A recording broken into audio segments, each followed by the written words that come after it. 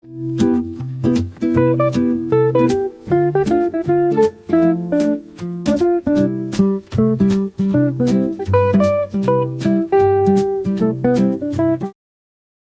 right, my name is Rich Schmidt. We're here today with David Adelsheim. It's April 20th, 2026. We're at David's home in Newburgh. And David, thank you so much, as always, for joining us today. You bet.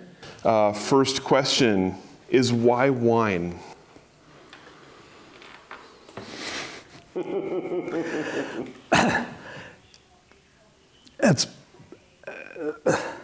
That's really a generational question for me, for everybody in the world, frankly, or everybody who is remotely interested in wine. I think you're asking, though, really, why was wine important to me? And in that, I would say because it exists, because it was there, it was for my generation and the people of, let's say, the period of me and maybe the next generation on, wine was something one learned about, that you spent your lifetime getting better acquainted with. There was no such thing as knowing everything, but you moved forward. Let's talk about life before wine for you. Tell us about where you were born and raised. Washington, D.C. for 6 weeks, Minneapolis for 5 years, Washington, D.C. for 5 years, Kansas City for 1 year, and then Portland from age 11 on. Tell me about what your parents did. My mother started working after she worked as an economist for the Department of, what would be the Department of Economics? The Department of Money, whatever they call that in Washington, D.C., and then got married, had 3 kids, the next thing I remember specifically is she started working for League of Women Voters in D.C., which morphed into Democratic politics, in which she worked for Stevenson and then for, not necessarily for Kennedy, but worked for Johnson and then became the leader of the Democratic Party when she got to Oregon, first woman, and then became an employee of the government under Johnson's, whatever the program was that helped underprivileged children become part of the real world. Mm-hmm. And why did she come to Oregon? Her husband came, and I forgot, we had a whole other conversation about that, didn't we?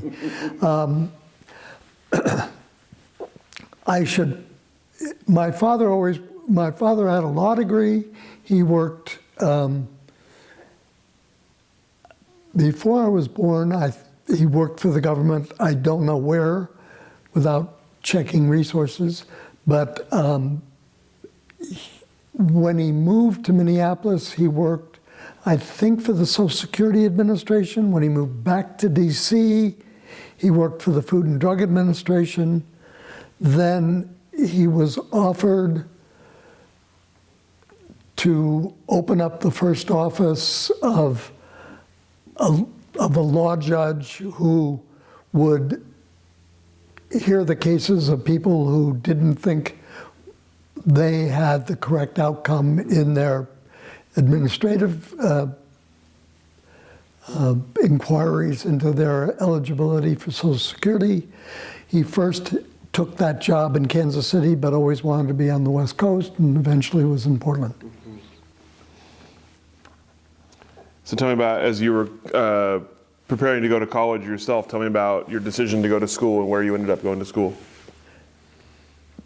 My guess is that I was a less than stellar student in some traditional sense of that word. I certainly applied to a number of places that didn't want me, and eventually went to the University of California for a year, then back to Portland State, then to 2 universities in Germany, and then finally got a degree in German literature from Portland State. Why German literature? It was there. I had a different, I think the first year I was seriously looking at political science.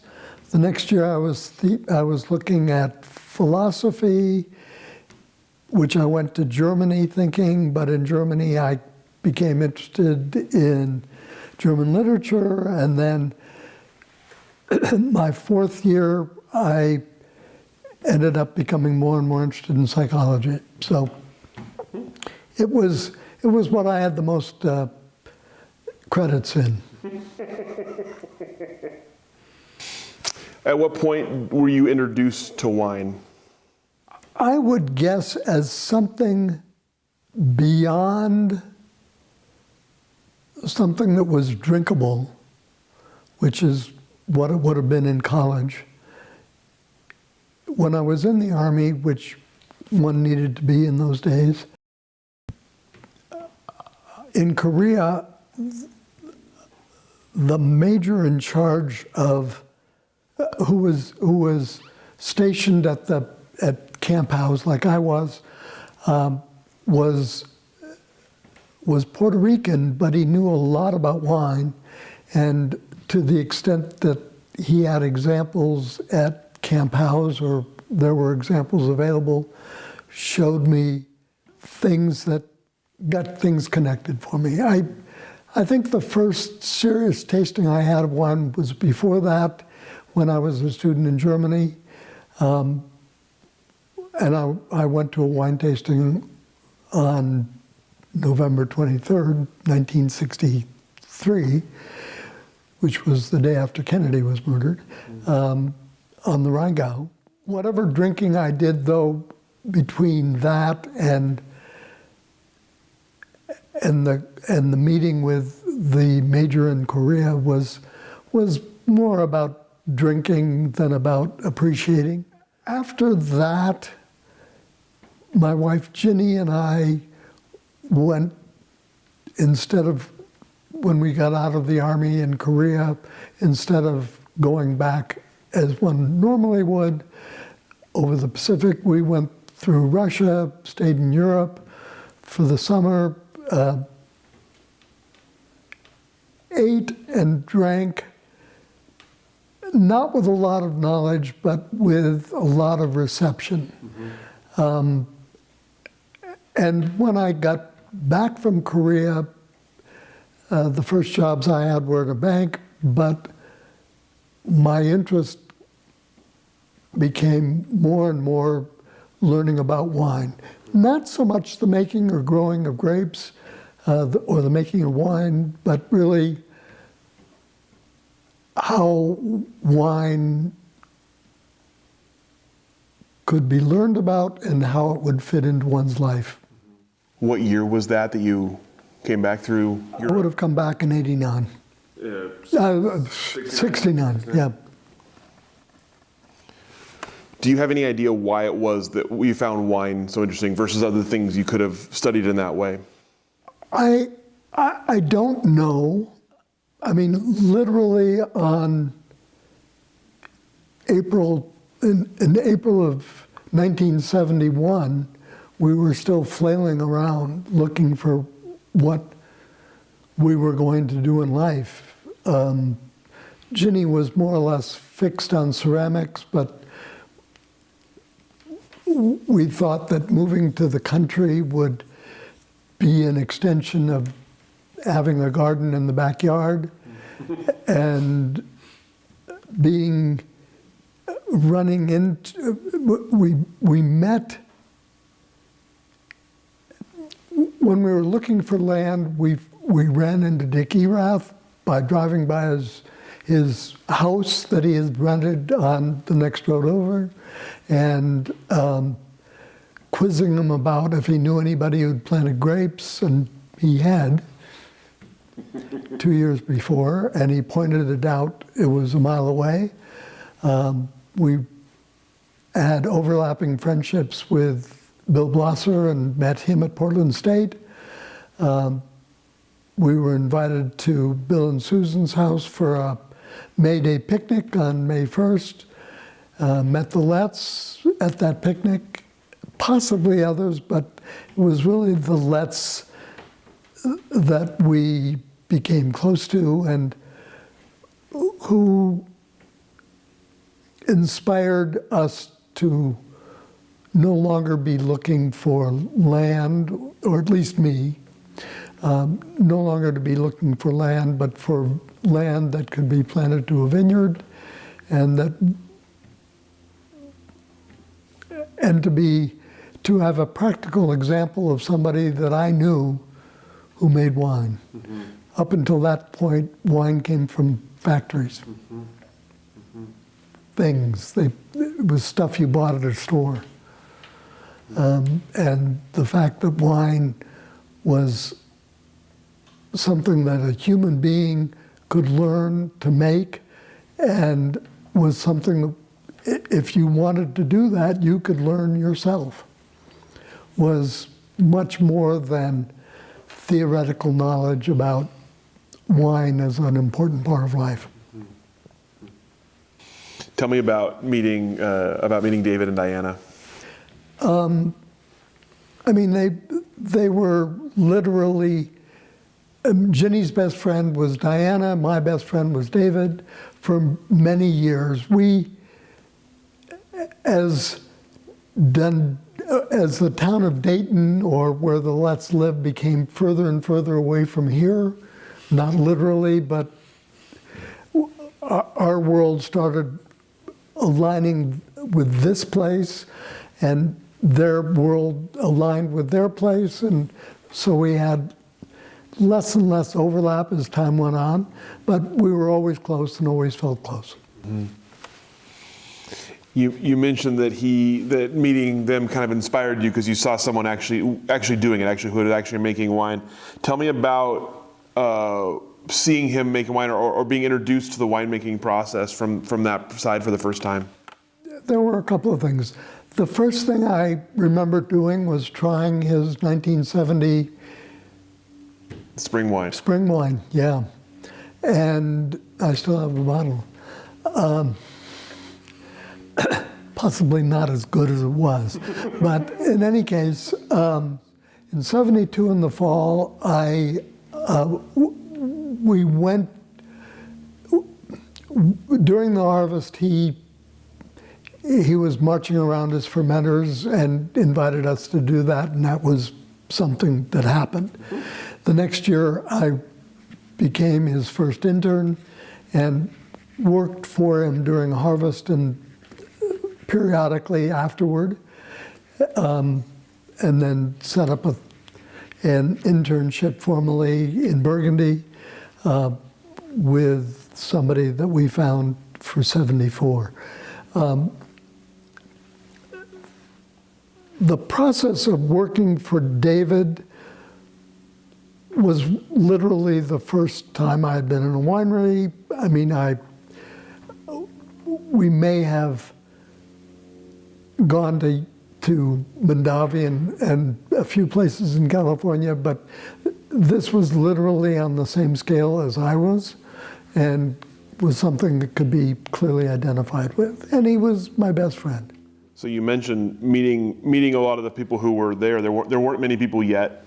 Tell me about the enthusiasm level or the group. I mean, the people I met would have been at that point the Eraths, the Sokolblassers, the Letts, the Curies, maybe the Ponzis, though they were further north and not as much part of a community of Yamhill County wineries. Lett, Erath, Blosser, and I formed, I think, the center of Yamhill County, and it became very quickly the center of the wine industry, if you will. The others that became the first 10 included Fuller, who was a friend of Letts and Curry's at Ponzi, at Tualatin, Elk Cove's people. But the real center of what became for me and for others the wine industry was really Yamhill County and those 4 people. So even though there wasn't really an industry to speak of yet, the people you're talking about were still kind of forward thinking in terms of land use to start with. Tell me about the land use law and about what you had to do with that. So in 1973, Governor McCall came up with the idea of purposes for land use, which was then enumerated in Senate Bill 100, which was passed in the legislature that year. That went beyond me. I didn't think about that. But soon thereafter, Blosser came to me and said that that Senate bill had passed and that he had been approached by the assistant planner at Yamhill County that they needed to come up with how that was going to be implemented. I mean, they had to have regulations on their books, and in essence, where did we think the wine industry would need to be? What land needed to be protected for the wine industry? And at first, Erath and I and Blosser really realized that we needed to have maps of Yamhill County that we could draw on where there would be vineyards. And so we did that. And those maps exist downstairs and on your website.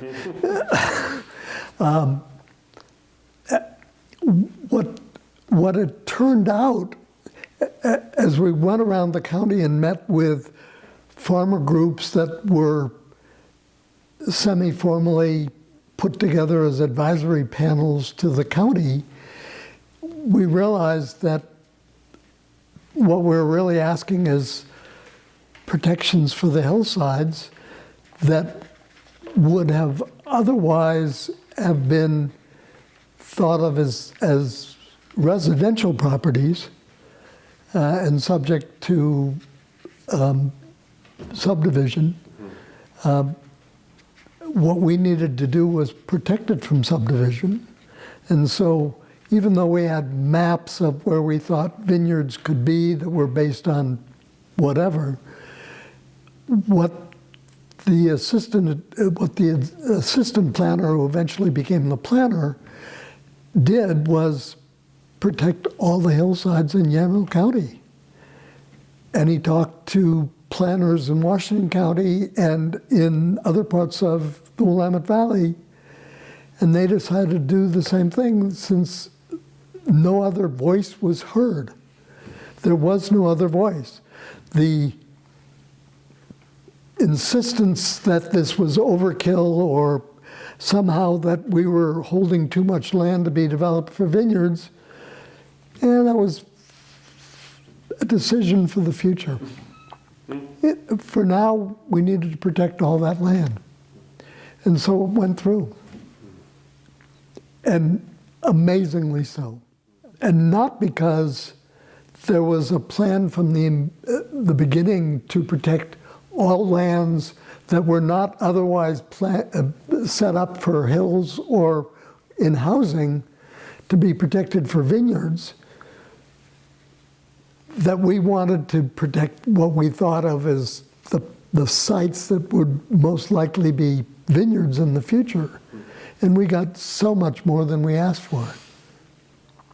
It's probably the last time that happened. When it came to projects like that, tell me about working together with Bill Blosser and Dickie Rath and David Lett.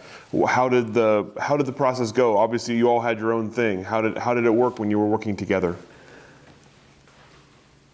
I don't know that we thought of the idea of working together was important. Certainly, hypothetically, at least that's the subject of a book that may get worked on. The role of collaboration, because in fact, how that collaboration developed from land use planning, but other things that we did in the 70s particularly, and floating into the 80s, and then becoming more instituted as various organizations became established. That is likely one of the things that sets the Willamette Valley apart from all other places that grow grapes, make wine. And in 50 years, we have a reputation that is worldwide. And I know of no other place that has been established since World War II where that's true. And that to me is a significant difference. It may not be the only thing. I mean, we had the luck to choose Pinot Noir. We had the luck to not have a Chateau Saint Michel, to all be small, and to all be poor, so that we in fact needed each other in ways that people who had money maybe didn't think of, for marketing, for PR, for research, for many things. Mm-hmm. It really needs to be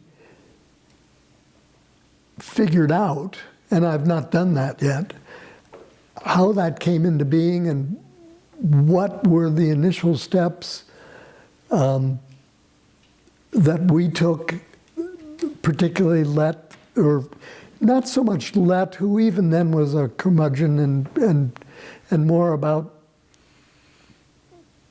making great Pinot than about making a great committee.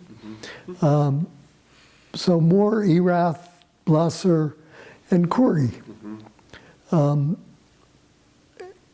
And Corey was not a great collaborator either, but he spoke about the need to create not just your wine business, but a wine business. Mm-hmm. And he was part of he really had the idea of collecting dollars as part of a tax that became the Oregon, what was it called? Table Wine Research Advisory Board in 1986, I think. No, I'm 10 years further on. 1976. Which morphed into the wine board eventually and so forth. But initially, his plan was to raise money jointly by taxing the wine industry to pay for research at Oregon State, which would otherwise never have been done or affordable. But I think that research path was made into a more general collaboration by Erath and Blosser and me as we tried things out, as we found that we couldn't do things by ourselves, but if other people were involved, things moved forward. So tell me about you're working with David and you're interning with him. but you're also starting to plant and start. And so tell me about finding your land and starting to plant your vineyard. Well, before we were, soon after on April 1st, we didn't know what we were doing. On June 4th, we bought this property. So we had the land. I pretty much figured we were going to plant it with grapevines. We bought mother vines, found out from Corey how to propagate, and propagated enough for 6 acres, or no, it wasn't that much. It was probably 4 or 5 acres in 72. Much of which died. It was amazing that if you let the weeds grow the following spring, the vines can't compete. So we learned by trial and error, if you will, and with assistance from Chuck Corey, but we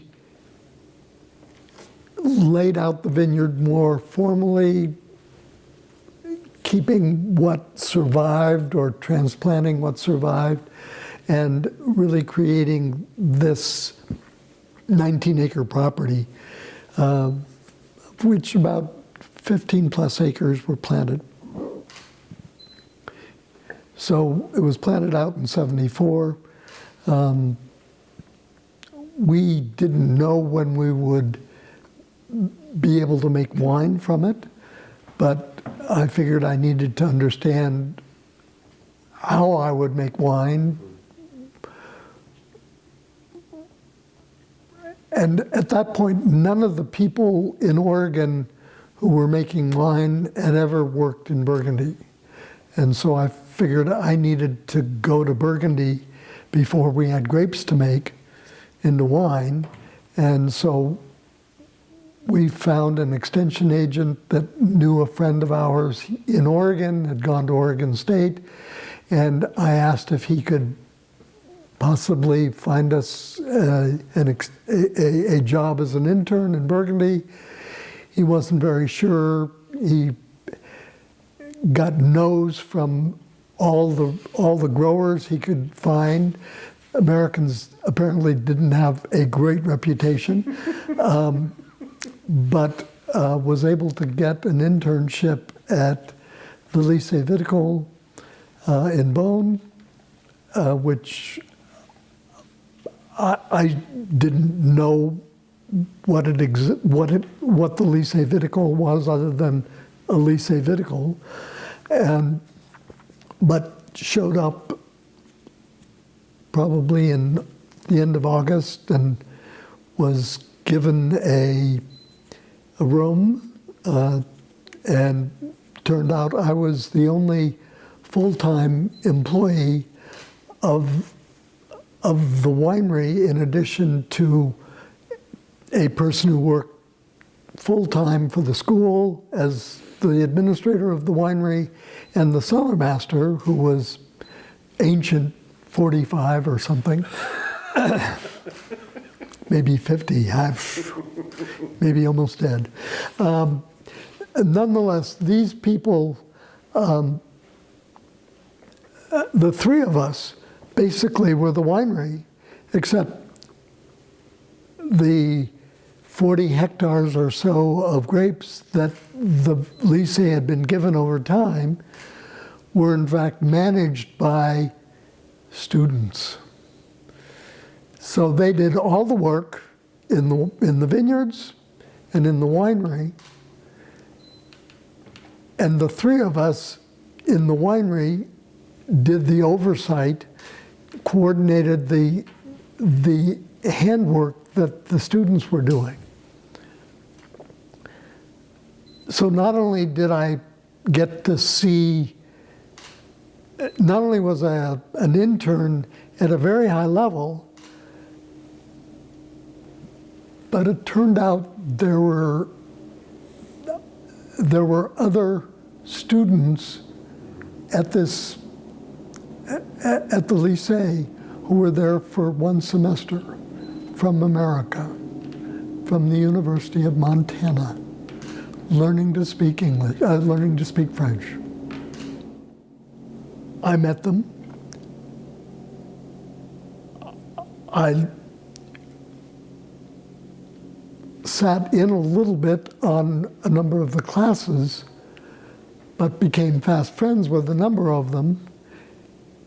And they had an advantage over me in that the principal of the school wanted them to have the best possible experience, and so rather than putting them up in a dorm at the school, they were sent home with the people that they worked for.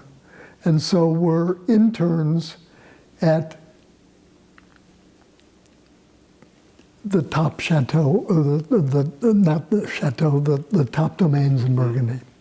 So one was an intern for Aubert de Villaine, not at DRC, but at his home property. One was an intern for another. I mean, it went on and on for about 10 different people. And I went to all these places and met the winemakers, which I never could have done blindly calling this winery and asking to meet with these people. Not only was I introduced to the people that ran these top domains, but was taken by the interns to a meal at the house, to try their wines, to have extreme experiences in knowing firsthand what Burgundy was about that I never could have achieved on my own. And that came back with me in the form of we needed to hire people during harvest to help us during the time of year when we needed help. And those people needed to come from wineries in Europe. They needed to be people who had some experience. We could learn from them, and they could learn from us. And starting with in '82, we were able to make every year internships usually with Europeans, sometimes, and more so with Americans as they became more and more interested and more skilled. But always taking a couple of Europeans if we could find them. You mentioned earlier the sort of the luck of choosing Pinot Noir. I'm curious about in those early days, why Pinot? Why was Pinot the thing, and why did it catch on so the way it did? That was really David Lett's fault. Everybody looked particularly at the big three. I mean, it was the coolest place in America to grow grapes, and so we had to grow grapes that would ripen, so all of us planted Riesling, Chardonnay, Pinot. Lett had taken it further and had planted Pinot Gris, what he thought was Pinot Blanc, what he thought was Gamay. But what he had fallen in love with as he did his master's degree at Davis was Pinot Noir. And the year following his graduation from Davis, he went to Alsace and visited Curie, who was there on a sabbatical. And they went to other places. He went to places like Portugal. He went to Germany. It finally came down, as far as he was concerned, to three places in the world. Portugal in Oporto, or in Porto, actually in the mountains above Portugal, above where port is grown, up in what we call Vino Verde land.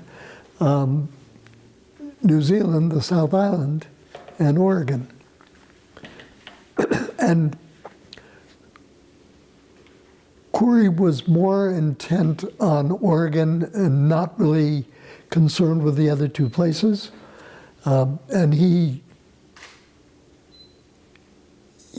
looked in Oregon, found the place on David Hill outside of Forest Grove. At more or less the same time, Lett was doing research in Yamhill County and found the piece of property that was the first Ivory Vineyard.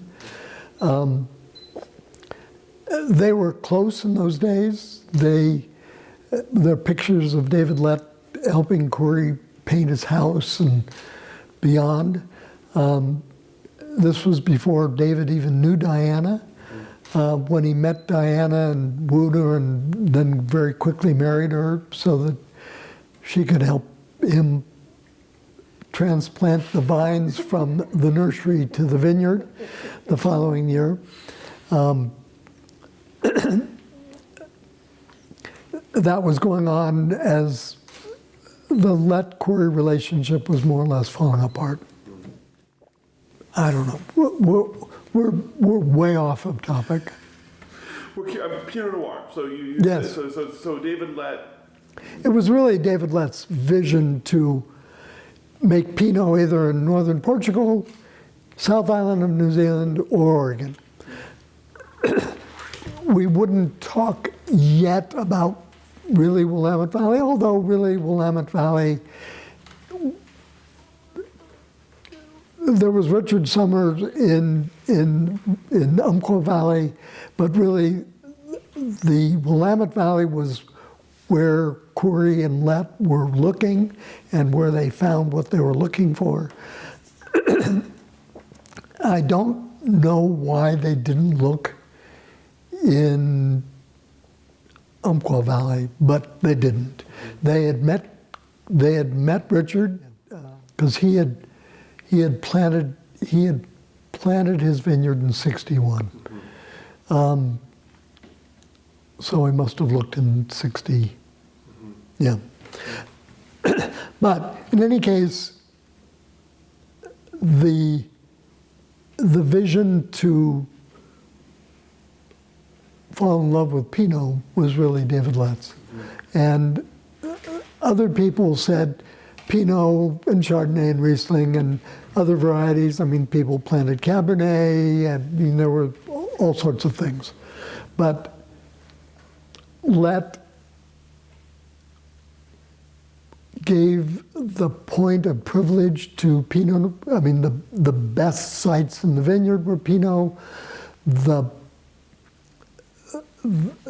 winemaking was about Pinot. The barrels were about Pinot. And his making of wine, in 1970, the wine was not good enough in his mind to call Pinot, but in 71 on, it was called Pinot Noir. And that clearly was his focus. Nobody else had the focus single-mindedly that he had. And in the vineyard, he had other focus besides Pinot, but in the wine, in the winery, in the winemaking, Pinot was in a class by itself. And I don't think that without his focus on Pinot and then early success with Pinot, entering the 75 South Block into a tasting first in Paris and then a follow-up in Beaune in 78 would have clarified for us that Pinot was what we needed to be about, even if we planted other things. When you were in Burgundy, talking about Oregon Pinot Noir, what did the French think? What was their opinion in those early days of what you were trying to do? They thought that For starters, there was no way we could grow Pinot because, of course, we had land, we had soil that was more for Gamay than for Pinot, so it was bound to be a failure. And the same was true with Chardonnay, but for them, Pinot was the question, really asked by me. I went thinking that in Europe, in these various places that Curie knew about, there were clones that we needed to get to bring back to the United States. As it happened at the Lycée Viticole, they were responsible for planting Chardonnay clones and finding out which Chardonnay clones were the best, if they were true to type and so forth. So there were the Chardonnay clones right where I was. Not on the Beaune property that they had in the city, but on one of the vineyards, this one in Pouligny-Montrachet, were the Chardonnay clones. And so I knew from that moment that we needed to bring these Chardonnay clones to America, but I had no idea who to call, how to get in touch with them. There was no internet. There was nothing like email. So it really took 10 years, until 1984, when the enologist at Oregon State, a New Zealander named David Heatherbell, asked my advice who to visit in Burgundy, and I said, well, you need to visit these guys, among others, because they're doing research on clones. I didn't know quite the extent to which, but by then they could be met with, and he met with Bernard and got Bernard to say, sure, I'll send you clones, whole range, different varieties, and Chardonnay, Pinot.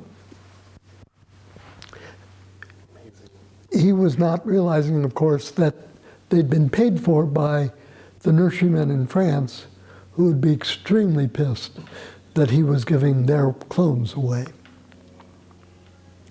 But that was great for us. What about the Curie clone? I don't really know much about it. I mean,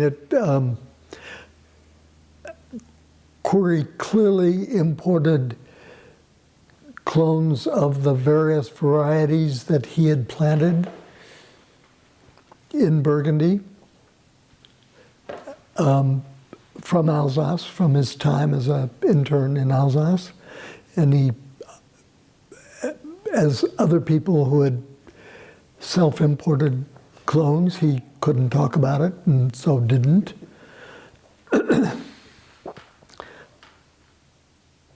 Curie was a strange character. He firmly believed in working together to set up this Table Wine Research Advisory Board that would get money to Oregon State to do research to benefit us. He may have believed in collaboration. I'm not sure about that. But he was dirt poor. Here he was, started to make wine in 1970, and literally had nothing to ferment the grapes in except plastic bags. So he had big plastic bags in fruit bins that he closed with duct tape at the top in order to be able to make an airtight container. And this was nominally his container for making wine. He had no idea about wine. For him, it was all about really the wines of Alsace. Pinot maybe, but it wasn't like Lett, who really believed that Pinot Noir was the grape for him. It was as much Sylvaner, Riesling, any of these things.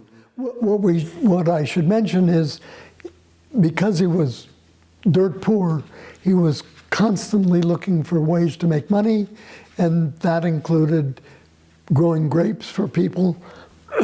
When somebody came along that was going to plant, with New York investment, was going to plant a large vineyard in the Hills, he agreed to grow grapes for them. He couldn't deliver on that, so they sued him. They won, of course. He ended up having to sell his company, first as a partnership and then totally. And by 1980, he was out of Oregon viticulture, which in many ways was a loss to us, but in some ways he gave his best time envisioning Table Wine Research Advisory Board, envisioning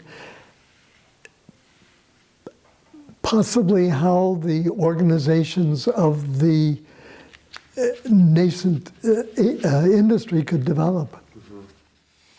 You had mentioned earlier that Corey and Let spent time in the valley looking for the place that they wanted to plant and start.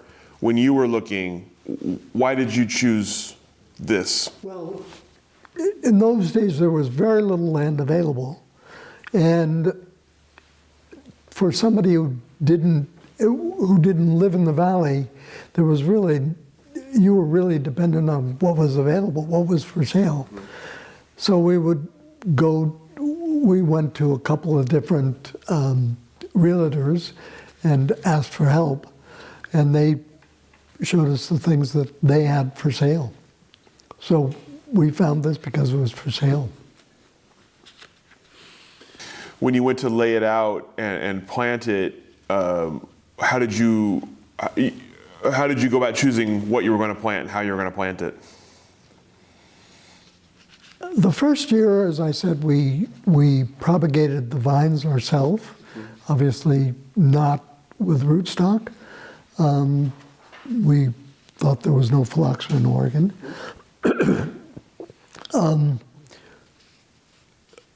We laid it out. We, like everybody, started with the main three varieties that would ripen in Northern Europe, and we thus thought would ripen here: Pinot Noir, Chardonnay, Riesling. We planted them east of the house. First Riesling, 20 rows, then Chardonnay, 20 rows, then Pinot.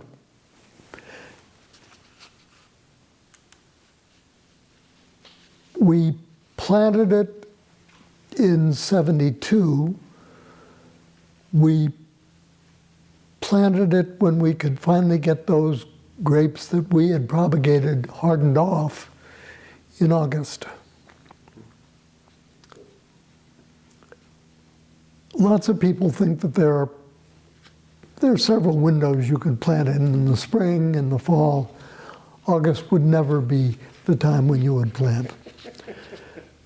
We didn't know that. We planted. Immediately we found that, we had a desert.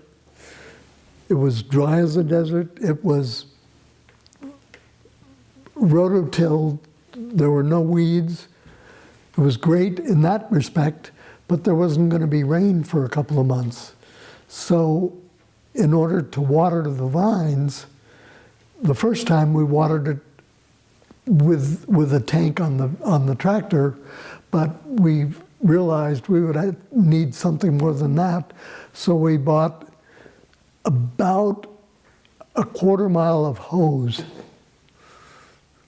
which we dragged out to the vineyard, up and down the rows, to water the vines. The real problem was the next year, where the vines started growing about a month after the weeds and never could compete unless we took the weeds out. So we immediately took the weeds out with the Riesling that was closest and into the Chardonnay, but didn't get to the Pinot until Corey came and saw the vineyard and what a mess it was, and said, "You need to weed. I am bringing my crew tomorrow, a Saturday morning, and we're getting all the weeds out." So he was at least into collaboration that much.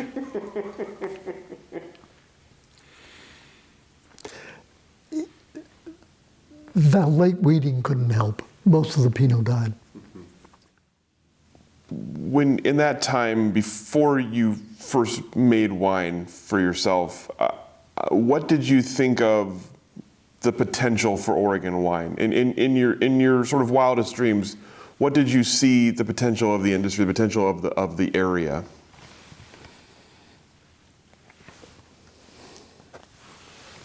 The potential really hung on Corey's master's thesis, in which he compared vineyards or the climate of Napa and the Willamette Valley with various parts of Europe, and proposed that what he had learned in Europe, having done the internship for a year in Colmar, was that grape varieties needed to be planted where they would ripen at the end of the season. And the concept in California at that time, professed by Winkler and Amorain, was really that you could plant whatever would ripen. You would just need to pick it earlier if it ripened earlier, or later if it ripened later. And his master's thesis really went up against the two masters of the wine industry in those days, the two master theoreticians, Winkler in the vineyard and Amorain in the winery, and said, no, you can't. You can only make great wine if you pick the grapes at the end of the growing season. And picking the grapes earlier than that, because they are ripe, will not give you real grapes, will not give you truly ripe grapes. And so he looked at the climate of Napa and then compared them to the Napa or the Willamette Valley. And he was told eventually that his thesis needed to be about California, not about Oregon. So he changed his thesis to being about California, but still there was something that explained that in Oregon you could plant varieties like Pinot and Riesling and other things that were early. In California, you needed to plant later varieties like Cabernet. So what did that mean for us? Well, with a lot of rose-colored glasses, it meant that we could have an incredible wine industry. Doesn't matter how it would happen. When you were learning how to make wine, was there anything about the process that was surprising to you, or that was unexpected? My winemaking experience, such as it was really consisted of working for Lett in '73, in working for the Lycée Viticole in '74, and then making a little home wine in '76, the Birds Ate Everything in '77, and then doing our first vintage really from scratch in '78.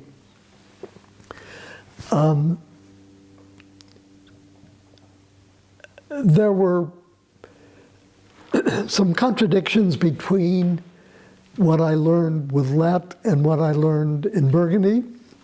Not much, actually. The biggest contradiction was for white wine, where Lett, you crushed and destemmed the white grapes. In Burgundy, they crushed but never destemmed. They didn't even crush. They just pressed whole clusters. And that was a significant difference, and I think one which we didn't think was all that major, that we now think would be major. I think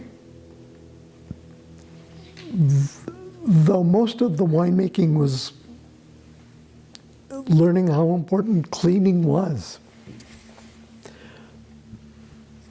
and having a plan, and being able to think when things don't go according to plan.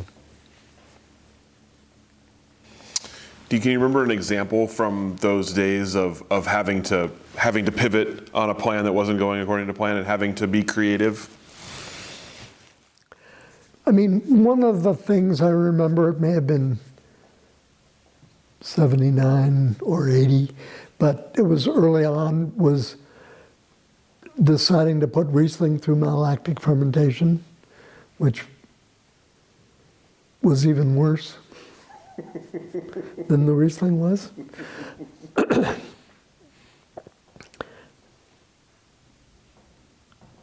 I presume because we thought it was too acidic, I don't know. But it was just a disaster, and the wine really was barely drinkable. But I don't remember, I mean,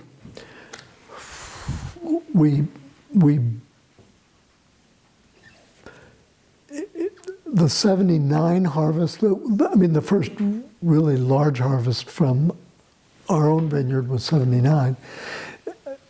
The 79 harvest, the Chardonnay was black a couple of weeks after we bottled it. And Corey pointed out it was probably because we didn't filter, so we had to take everything out of bottle, filter it. Oh, we didn't have a filter. So Corey loaned us and then eventually gave us a filter when he no longer had need for it. We bottled the 79 twice, in other words. But it was best of show at the state fair, and I think was either best of show or at least got a gold medal in Seattle. And so we were doing some parts right, even though some other parts we didn't. So you mentioned earlier, obviously, there were some important moments early on in the 1970s, and I think the labeling laws for Oregon is kind of a big one that gets talked about a lot. Tell me about your memories of how that came about. It really came out, I think, of two sources. David Lett wanting Oregon wine to be from Oregon grapes, but my fantasy that we didn't need just that. We needed a whole set of regulations that would approach,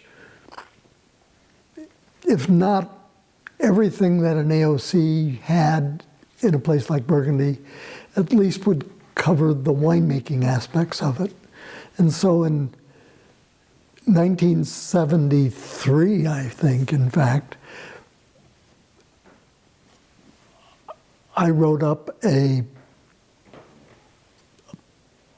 set of regulations that was really meant to be a discussion point that covered everything from raising the varietal content to 90% from 51%, raising the idea that you could only use Oregon grapes and Oregon wine, just a whole range of things that was purely an academic exercise. I mean, there were not multiple drafts. At that point, it was whatever I did, it came out of my head and out of out of my interpretation of AOC regulations. I'm sure I talked about that with Erath and Blasser, as well as Lett. Lett was not terribly interested, as I remember, except in the piece that really mattered, which was Oregon grapes. But Blasser and Erath, I guess, probably thought about it, but it was really my game. We took it to the OLCC and they said, there's no way we're going to do anything like this. And we said, well, what if the wine industry wants it? Well, I mean, sure, if everybody in the wine industry wants it, then yeah, we'd have to think about it. But you would have to have everybody lined up behind one set of regulations for us to pass that. So eventually, 1977, everybody signed off on it. A few people we realized would never sign off on some particular thing, like one guy in the Umpqua Valley wouldn't sign off on not using Johannesburg Riesling, and so we exempted him. And that was part of the regulation. Another person's, the people in the South wouldn't agree to 90% on all varieties. They wanted some varieties at 75%. So we gave them Cabernet, probably Merlot, Malbec, maybe Sauvignon Blanc and Semillon. The list was very short at that time because there were very few grapes grown in terms of varieties grown in Oregon. Certainly to the point of getting wine and anybody would care. But we had 100% sign off on these regulations when we went to the OLCC in whatever month it was, I think August. And they passed it. How did you get everyone to sign off on it? I mean, obviously you had to do some exemptions. We had to make exemptions when people wouldn't go along. We argued with them why this was necessary. We did what you do to stop the war in Iran, or in this case. What was once those were passed, what were the effects? What did it do in the short term? Did you notice anything different once that was in place?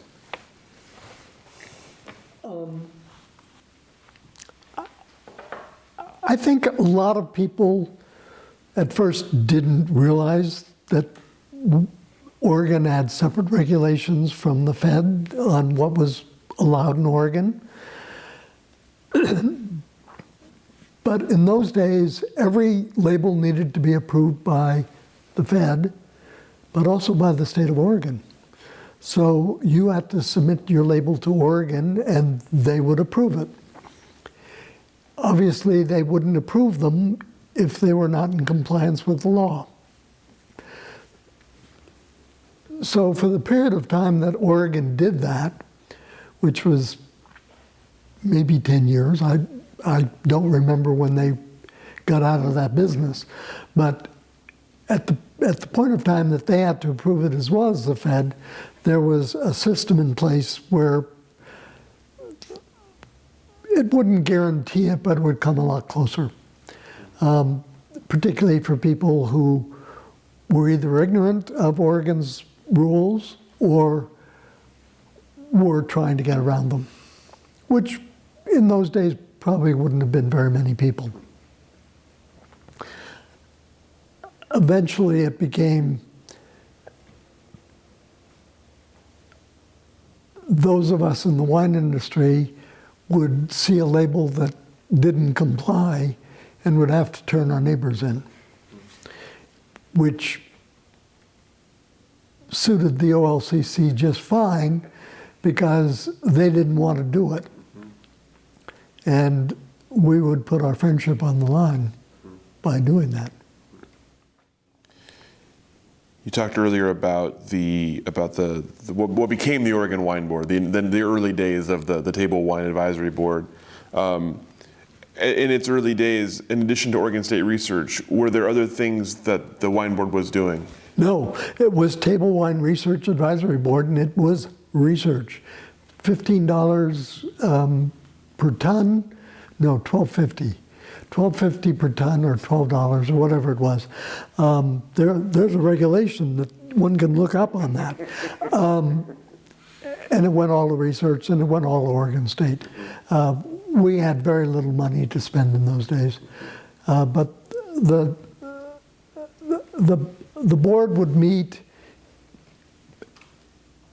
My guess is that it meant every couple of months. I don't remember, but there certainly was not need for it to meet, except to decide how the money would be given to Oregon State. So there was not much for it to do. What were the research needs? Prior to the Research Advisory Board, there was a little research going on at Oregon State. When I first got involved, probably the vineyard, Ralph Guerin was doing the vineyard, and he was small fruits, so grapes was a small fruit, and so without looking it up, I don't think I even remember. Hoya Yang was in the food science department, and he was interested in fermentations, malolactic maybe. Eventually, Lett and Curry went to him and were willing to give him the isolates from their own vineyards that were carrying malolactic fermentation, so that there would be a strain that people could inoculate their must with to get it to go through malolactic fermentation. You wouldn't just have to wait around and hope that it would happen. But without checking some sort of resource, I don't know that I can tell you what we did, but we started with not very much money and not much in the way of talent. When there was a proposal early in the time of the Table Wine Research Advisory Board that had money for master's degree students. They weren't students, they had master's degrees, one in knowledge, or one in food science, one in small fruits, I guess. And they would be specialists or extension agents, that's what it was. They were extension agents in grape growing and in winemaking. And whenever that started, and again, that would be on a piece of paper someplace, these two master's degree students had these very preliminary appointments as extension agents in viticulture and enology. And if we could come up with money from the Table Wine Research Advisory Board to give to them, then that would ensure that they could do research and could continue in their extension work.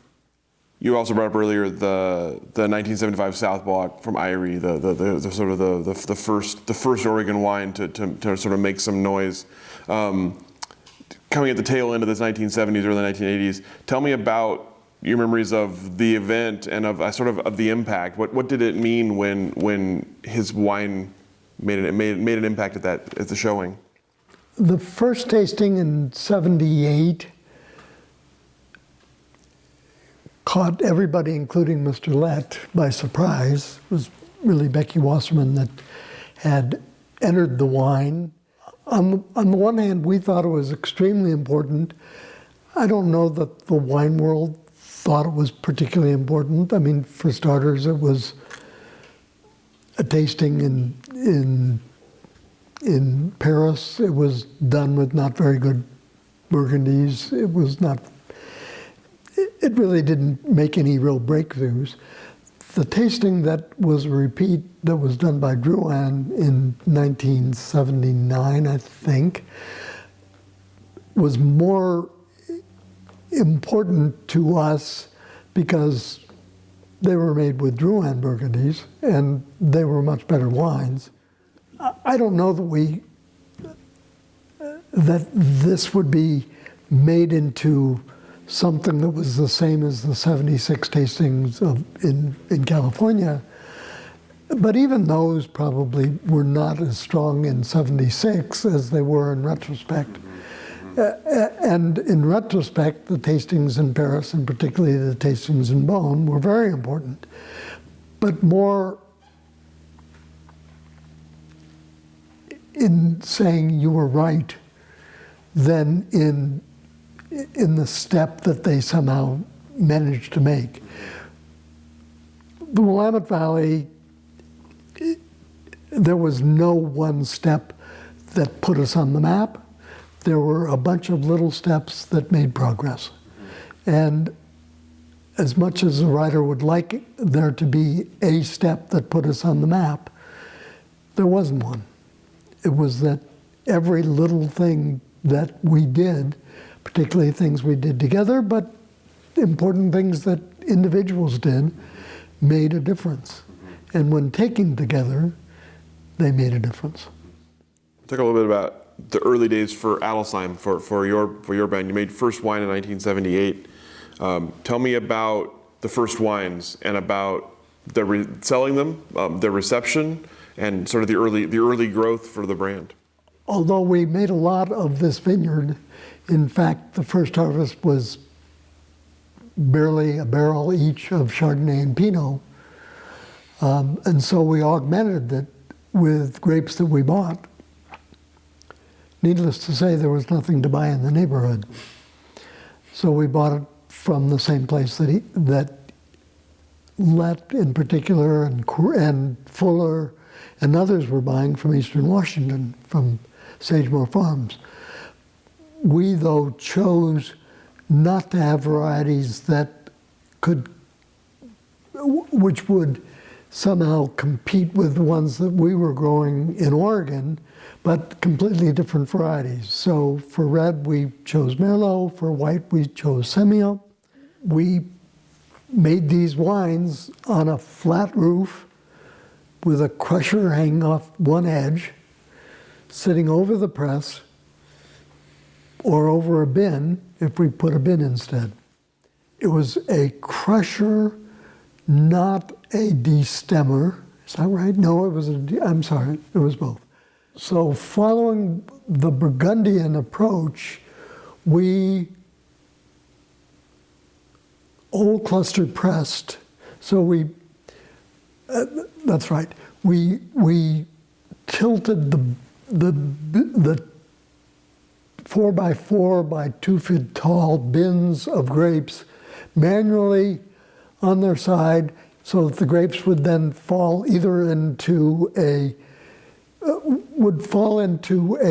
slide and would go down either to the crusher, where they would be crushed, and then into a bin for fermentation, or directly into the press for fermenting.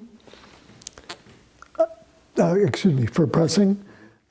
And we did, I think we had 10 tons of Semillon and 10 tons of Merlot and part of a ton of Chardonnay and Pinot. The following spring, we needed to sell as quickly as possible the Semillon, and so bottled it up. We didn't have a filter. We didn't filter the wine, so it must have gone into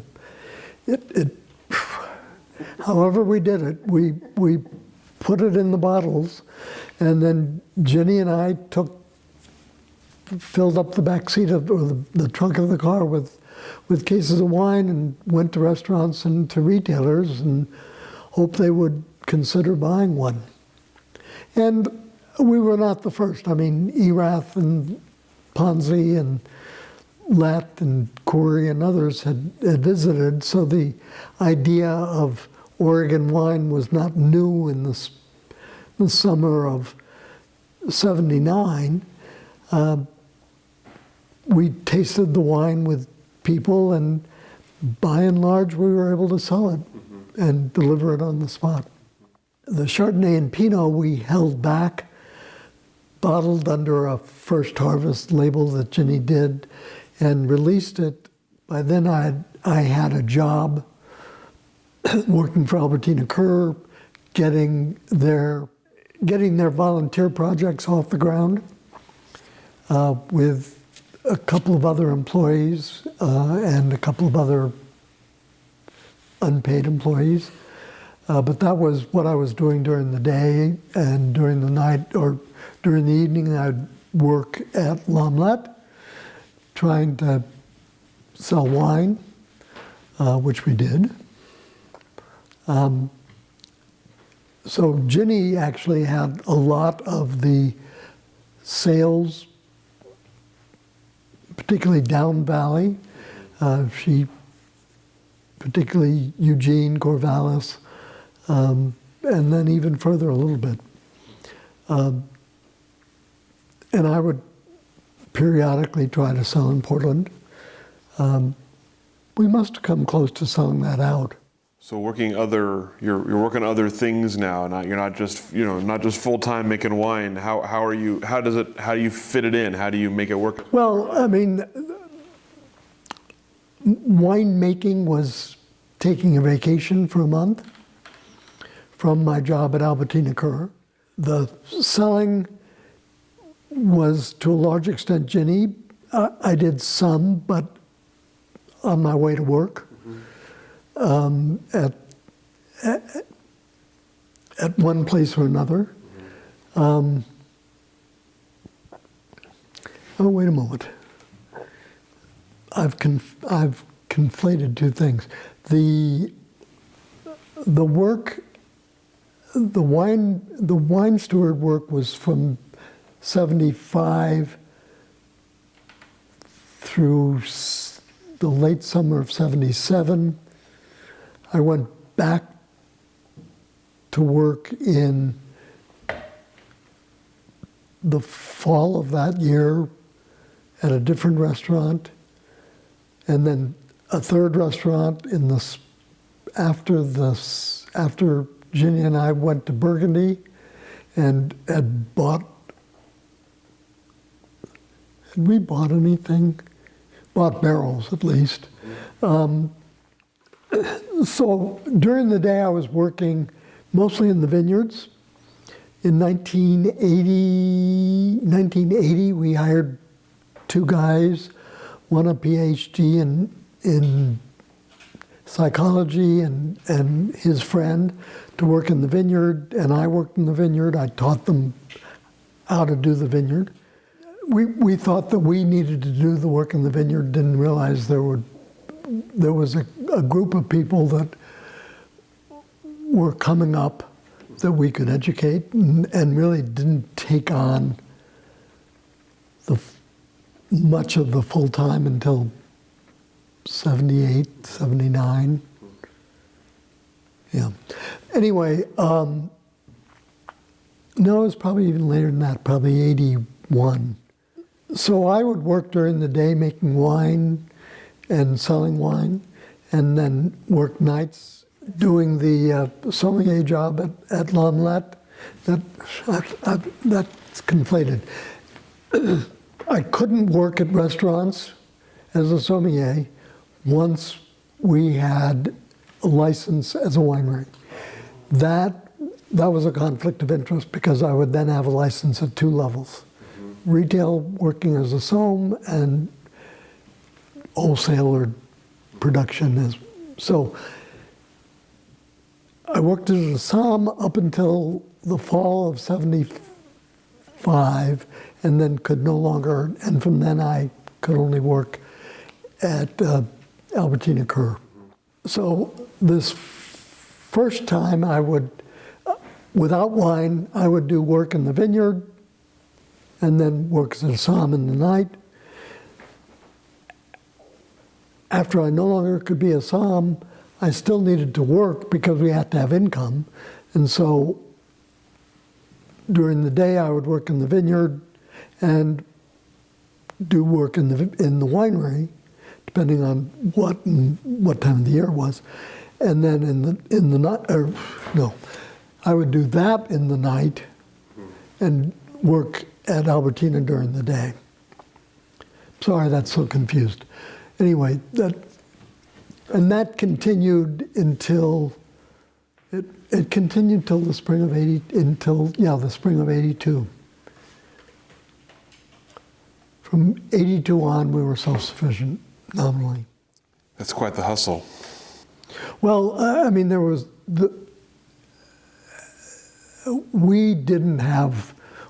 weren't going off of somebody else's investment.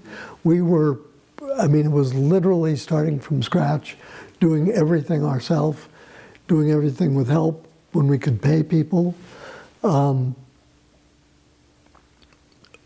But we basically needed those years of having jobs to be able to get to the point of independence. Right. My name is Rich Schmidt.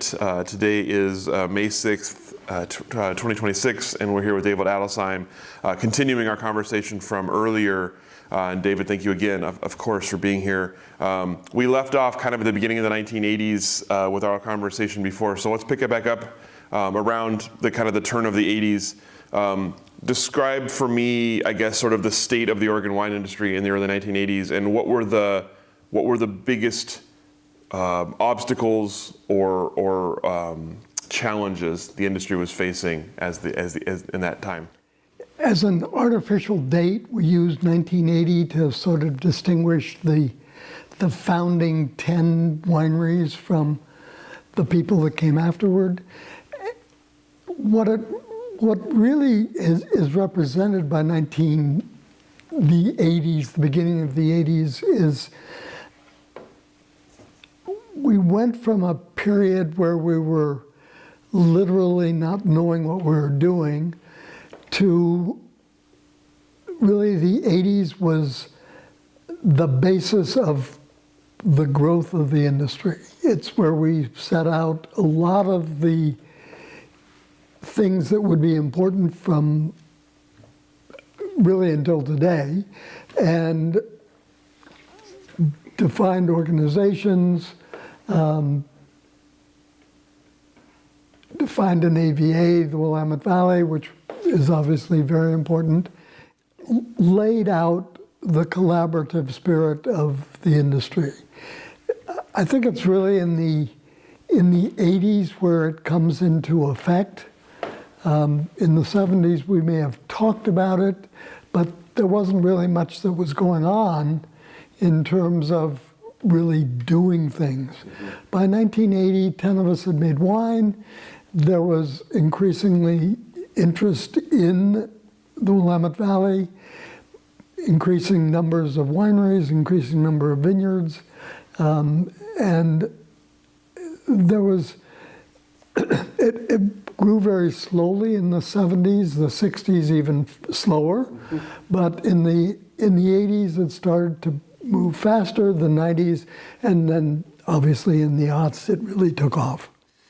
Tell me about, for Adelsheim specifically, at that time going into the 1980s or early 1980s, how did you feel about the business, the wines you were making, and your ability to sort of sell them and grow the business? From the beginning, I mean, I was the winemaker then, and what the early 80s showed me is that there are better winemakers, and that I would do better marketing, selling, than I would winemaking, because I wanted the kind of results that you got from cooking. I wanted to be able to make a change, and that would be what I'd be selling. What you really did is you made a change in winemaking and it would have an effect 2 years later. So it was not instantaneous enough for me in some respect. What we were in the beginning years was this vineyard, the few vineyards that we could buy grapes from in Oregon, and Sagemore Farms, where we continued to buy Semillon and Merlot through the 80s, I believe. And that really was the basis of what we were doing: Pinot, Chardonnay, Riesling, Merlot, Semillon. And then by the mid-'80s, we were making Pinot Gris. We made, that's probably it in terms of any commitment of any size and longevity. But we were providing all our own capital, which we didn't have access to, so it was slow. So you talked about the 80s being sort of the collaborative spirit taking shape. So let's talk a little bit about some of the collaborative things in the 1980s for the industry. We've talked at length about the AVA, Willamette Valley AVA 1984, so you don't need to go too far into it, but give us a kind of a brief overview of the need for an AVA and the process of creating one. You've got two different questions there. I'll deal with the first. The collaborative spirit in the 70s, there was sort of a bleak conversation about it, but the 80s, with the need to create the Oregon Winegrowers Association, which was, after several iterations, the name. The need to have regular meetings, the need to go to Salem and lobby for the industry, particularly when we wanted to have a Table Wine Research Advisory Board, industry/public acknowledgement and public work together that required collaboration. The second half of your question, which was actually a second question, was about the AVA, about the Willamette Valley. And that really took place in '77 when we got the OLCC regulation passed, labeling regulations, and they included 3 AVAs, not called that, of course. They were called appellations of origin of the Willamette Valley, Umpqua Valley, and Rogue Valley.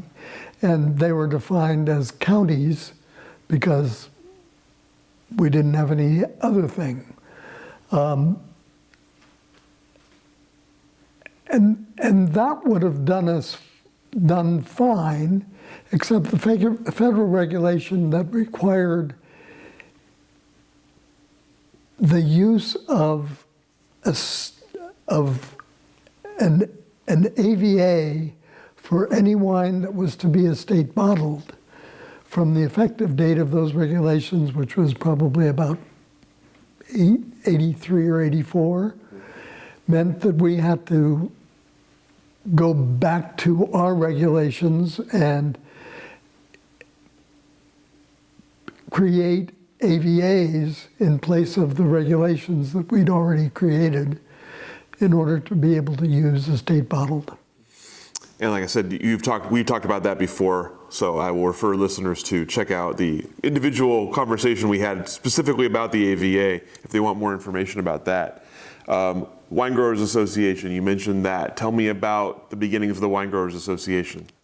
The main thing was the creation of the Oregon Wine Growers Association, which was a name that the Umpqua Valley used, although it was Oregon Wine Growers Association, OWGA, and we made the OWA starting in some year. I think about 85, but we'd have to check that since I had literally nothing to do with the creation of the AVA. It's not on that list. But it was the outgrowth of the group in the Umpqua Valley with the name, and which was really more consumer focused, and the Oregon Viticulture Development Committee that became then another group and eventually became the OWA, but was very technically oriented and concerned about lobbying and about OSU and those kinds of things. It raises an interesting question about sort of the northern part of the state and the southern part of the state, obviously haven't always seen eye to eye. So I'm curious about kind of the relationship between the northern part of Oregon and the southern part of Oregon, especially in that time, and how they were able to come together to form what eventually became the OWA. Probably the differences of the people involved in the wine in the Willamette Valley as opposed to Umpqua Valley and probably as opposed to Rogue Valley were not insignificant. The Willamette Valley really focused on doing things together, collaboration amongst the industry members, creating things that benefited the whole industry, the label laws, the AVAs, etc. It's not laws, label regulations. Southern Oregon was they were more spread out. They were in two different areas. They were more about individualism, about escaping group thinking, and doing what was important for their own particular universe. There was some collaboration, but it was less important than it was in the Willamette Valley. The physical distance between the Willamette Valley, particularly because it was the North Willamette Valley, the area from originally Highway 22 that's outside of Salem, a little bit south of that now, but that on north was really the hotbed of the industry, was where there was already significant growth of vineyards, of wineries, and no other part of the state had the significant growth that had. That really led to, I think, a feeling of importance and of dominance by that part of the Willamette Valley, and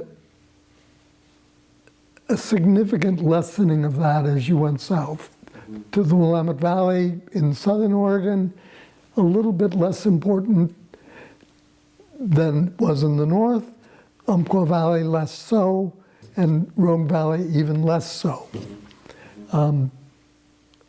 I don't think it's ever been resolved, but it was very clear that we needed to have a single organization if we were going to try to go to Salem and lobby for the industry. We couldn't have different groups, particularly not being able to agree. And so having a group was an important step. So other things from the 1980s that I'm aware of, I want to ask about, and then if there's anything I missed, please fill in. The Burgundy Oregon Challenge in 1985 that Stephen Carey kind of set up. Curious about your memories of that and of the impact it had on selling wine in Oregon. The so-called, what was it, California Challenge? No. That was really the first time that California wines had been tasted in a public, formal competition with wines from Europe. in this case from Burgundy, Bordeaux. And California did very well in those tastings, placing first both in the Cabernet and the Chardonnay category. It was continued as others in Paris did a tasting to find the best Pinot in the world and used rather inferior Burgundies and found great Pinots from elsewhere. Was continued yet again by Drouhin when he did a rematch in '79, putting in good Burgundies and ensuring that Burgundy came in first, but finding that David Lett's South Block Pinot from '75 came in second. And that was a significant occurrence that there was a great Pinot from a place other than Burgundy. We initially thought that we should continue to do competitions with Burgundy, that would be the way to establish our ability to make fine wine. Mm-hmm. And we did that in '85, thinking that '83 would be a great vintage to compare because we made good wine, and all the things that we read about Burgundy is they thought '83 was good. Well, it wasn't. It was actually a year in which there was a lot of damage to the grapes, and it's not thought of as a good vintage. And so it was unfair in that respect. But we didn't know any better, and so we continued. We used that vintage comparison where we had an excellent vintage and they had an actually inferior vintage in '85 when we tasted it. I think soon after that, though, we came to the realization that doing public tastings of Burgundy and Oregon, of any two places, really got in the way of any collaboration, any hope we had for getting the help of Burgundians in the case that we were thinking then of getting their clones, but it could be for any range of things, as Sharing Research has done, and others. And so I don't know that we formally stopped, but really there hasn't been any competition that way, except for a single brand in Dundee. It was called The Judgment, right? Wasn't it The Judgment at Paris? Was that the name of the, I think that was the name of the event? Okay, anyway, I just had to make sure we got that. You mentioned the Drouhins. Obviously another huge impact in the 1980s from the Drouhins coming in. Again, kind of tell me about what you remember from that. What we didn't know at the time was that Robert Drouhin was really intent on understanding Oregon. He had been to Oregon. He had come and addressed the winegrowers, actually, I think in the 70s. I don't have the year off the top of my head. Or maybe it was the early 80s, 81, 82, something. But he, in the process of building his brand of Burgundy wine, he was intrigued by this place, Oregon. In '86, his daughter, Veronique, graduated from University of Burgundy, got her master's degree, and she told her father that it would make sense to her to go to California and intern with a with a winery and learn what they knew. And then she could come back to Burgundy much more equipped. Her father said, apparently, that's fine, we could set that up, but would you be interested in working in an Oregon winery? Because we might be able to set that up too, and they would be perhaps more helpful in terms of using the same varieties that we use.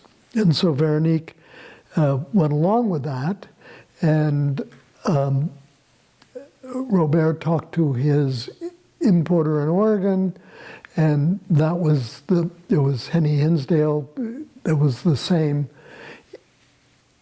distributor that we used and other people used. I was called to, for some reason, to meet Robert and Francoise, his wife, Veronique, and their winemaker at the time, whose name I can't remember, a woman, for lunch in downtown Portland, and then to take them on 2 days of touring Oregon before returning to Portland to give them up. So I arranged these 2 days, and the first day was in Forest Grove and the north and down to Dundee, and the second day was further south and then ending up in Salem. Oh yes, because that's where Henny Hinsdale was based. So we drove in my car, the 5 of us, and we went to the usual suspects, the Letts, the Corey. Well, Corey was not there then. We must have gone to something in Forest Grove, and probably Blasser or something. They didn't stay here. They must have stayed in a McMinnville hotel. We got them the next day and then drove them south through the Eola Hills, across the river on the ferry to the Salem side and to Henny Hinsdale. It was the chance for them to see wine growing at the scale that it happens in Oregon, not a formal presentation, but an informal presentation, obviously meeting an array of people, but seeing the landscape, the vineyards in the hills, the valley devoid of grapes entirely, seeing what things look like. One of the points they made was, wow, all the houses are made of wood. They can't make houses of wood. It's a fire hazard since the Middle Ages. And so zoning laws are, you have to build your house out of something that is fireproof. You have tile on the roof, you've got concrete block or ceramic block or something to build the houses out of. And that was a significant difference to them. There was this introduction to Oregon for not only Robert, but significantly Veronique and their winemaker, and Francoise for that matter. Veronique was to be dropped off at the end, I believe with us. It may have been with Lett, because this was late August of 82, and, excuse me, of 86. And we were going into harvest. Veronique was going to be a stagiaire, an intern for us, for David Lett, for the people at Bethel Heights, because they, of course, all 3 of these wineries were sold by Henny Hinsdale, which was the connection.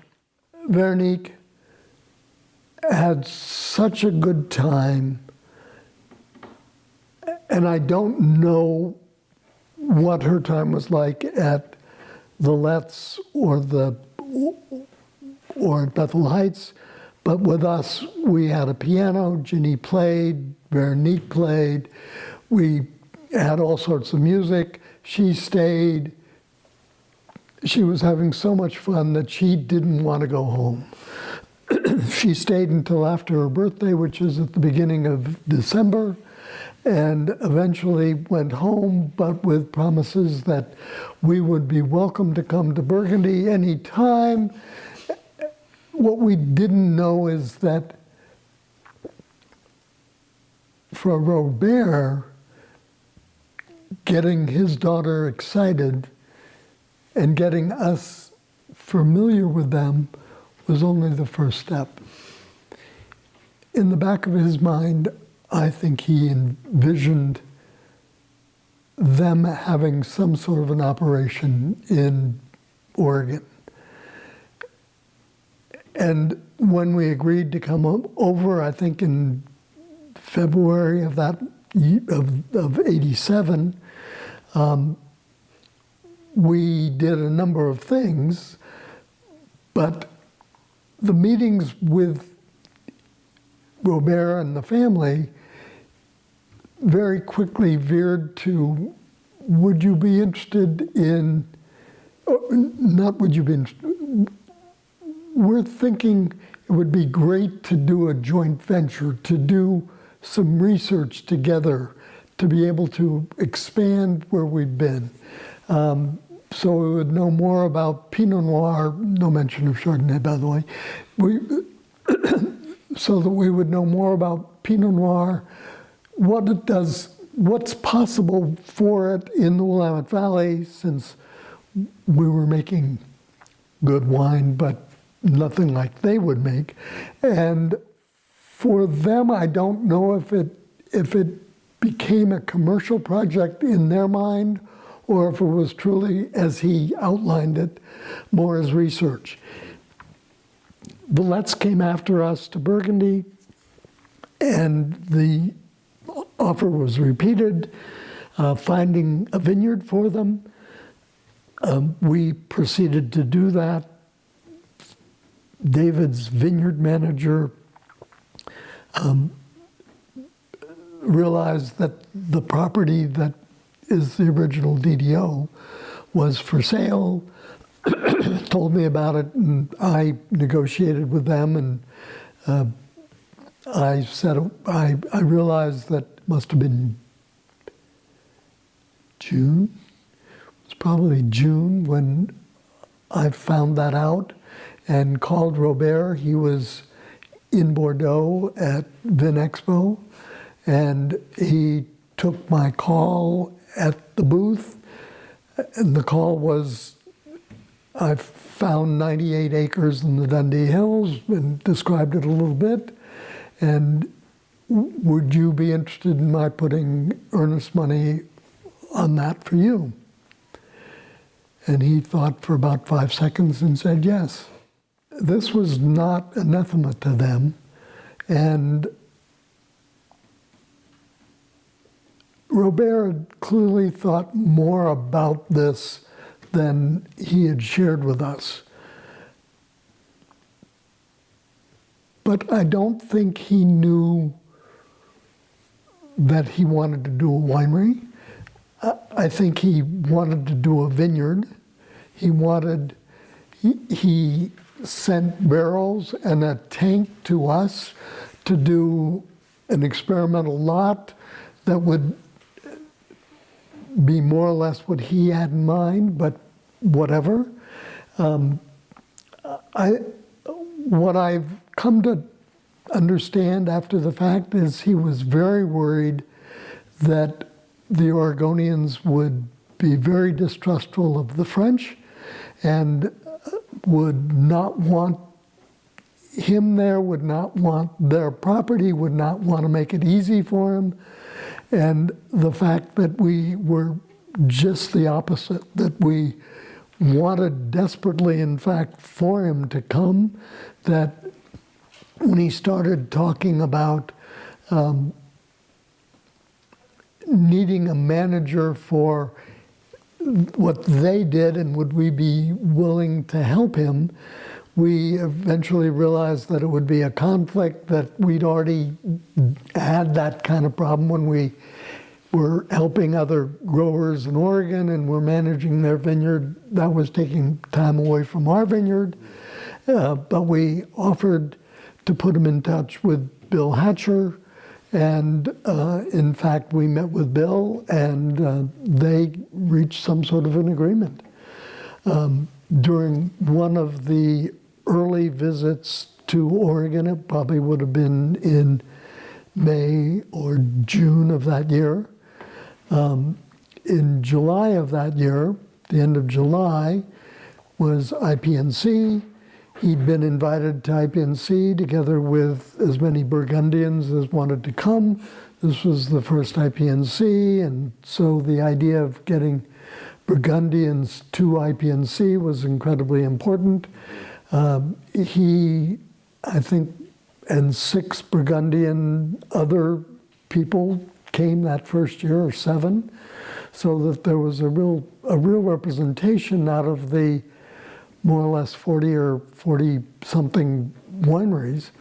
There were 8 or so, let's say, Burgundian wineries. He came early. In fact, now that I think about it, he came quite early because before IPNC that first year was the Steamboat retreat or meeting or whatever it's called. I think we have it a Steamboat Conference. Conference, yes. Yep. And they were invited to that, and they all said yes. So that was Monday, Tuesday, Wednesday. So he came the prior weekend, and we took him to the property in Dundee, which he had authorized me to buy for him. And he stood in the field that he had purchased and probably hadn't had enough to drink in terms of water, and fainted. He was standing literally in the vineyard and fainted. And we quickly gave him water, and he was not at all the worse for wear, but he was so pleased that he had 98 acres of land that could be planted in Dundee. I think that's all. Tell me about the impact that that purchase made as word got out that the Drouins had purchased land in Oregon. What was the impact for the Oregon industry, and maybe what was the impact from the outside world in terms of their reaction to that kind of purchase? Certainly the Letts and we realized that this was an important thing for Oregon, really back when we went to Beaune. And so we did everything to encourage it.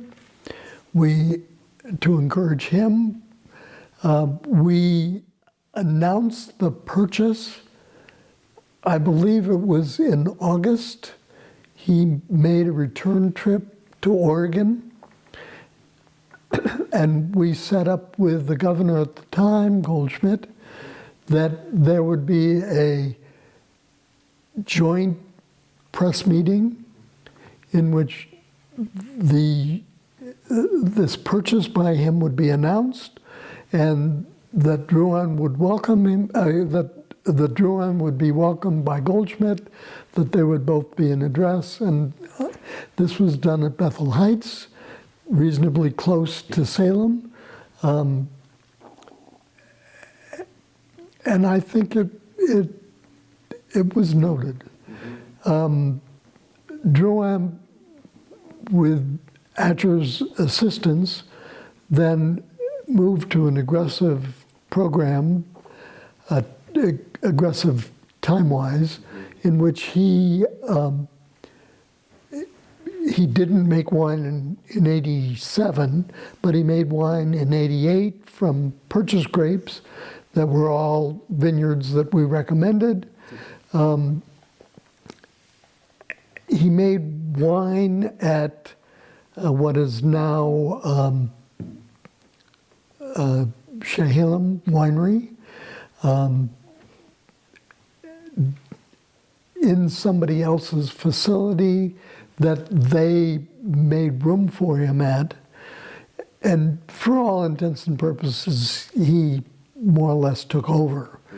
They made the 88, they bottled the 88 in 89, and in 1990, I believe, they did a tour of important markets in the US, probably 4 or 5 different stops in which they tasted Oregon wines and his first wine, but others as well, from 89, which was a pretty decent vintage, and from 88, which was a very good vintage.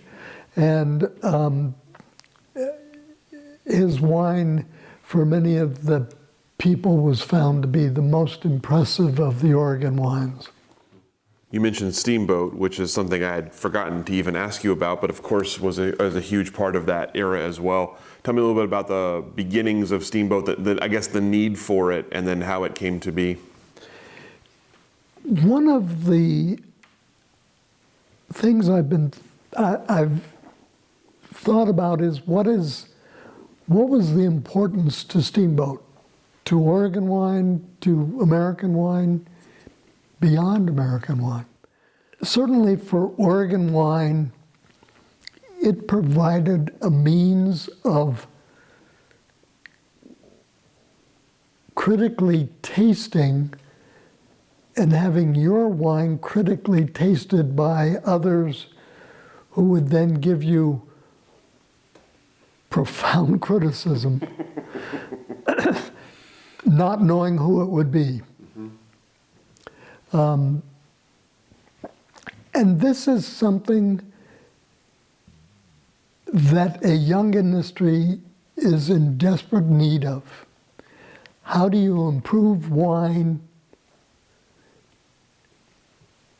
The only tool most people have and most places have is tasting at the winery that you own, gathering, if you can, other wines from the same group of people or the same area, and perhaps internationally, but nothing like this.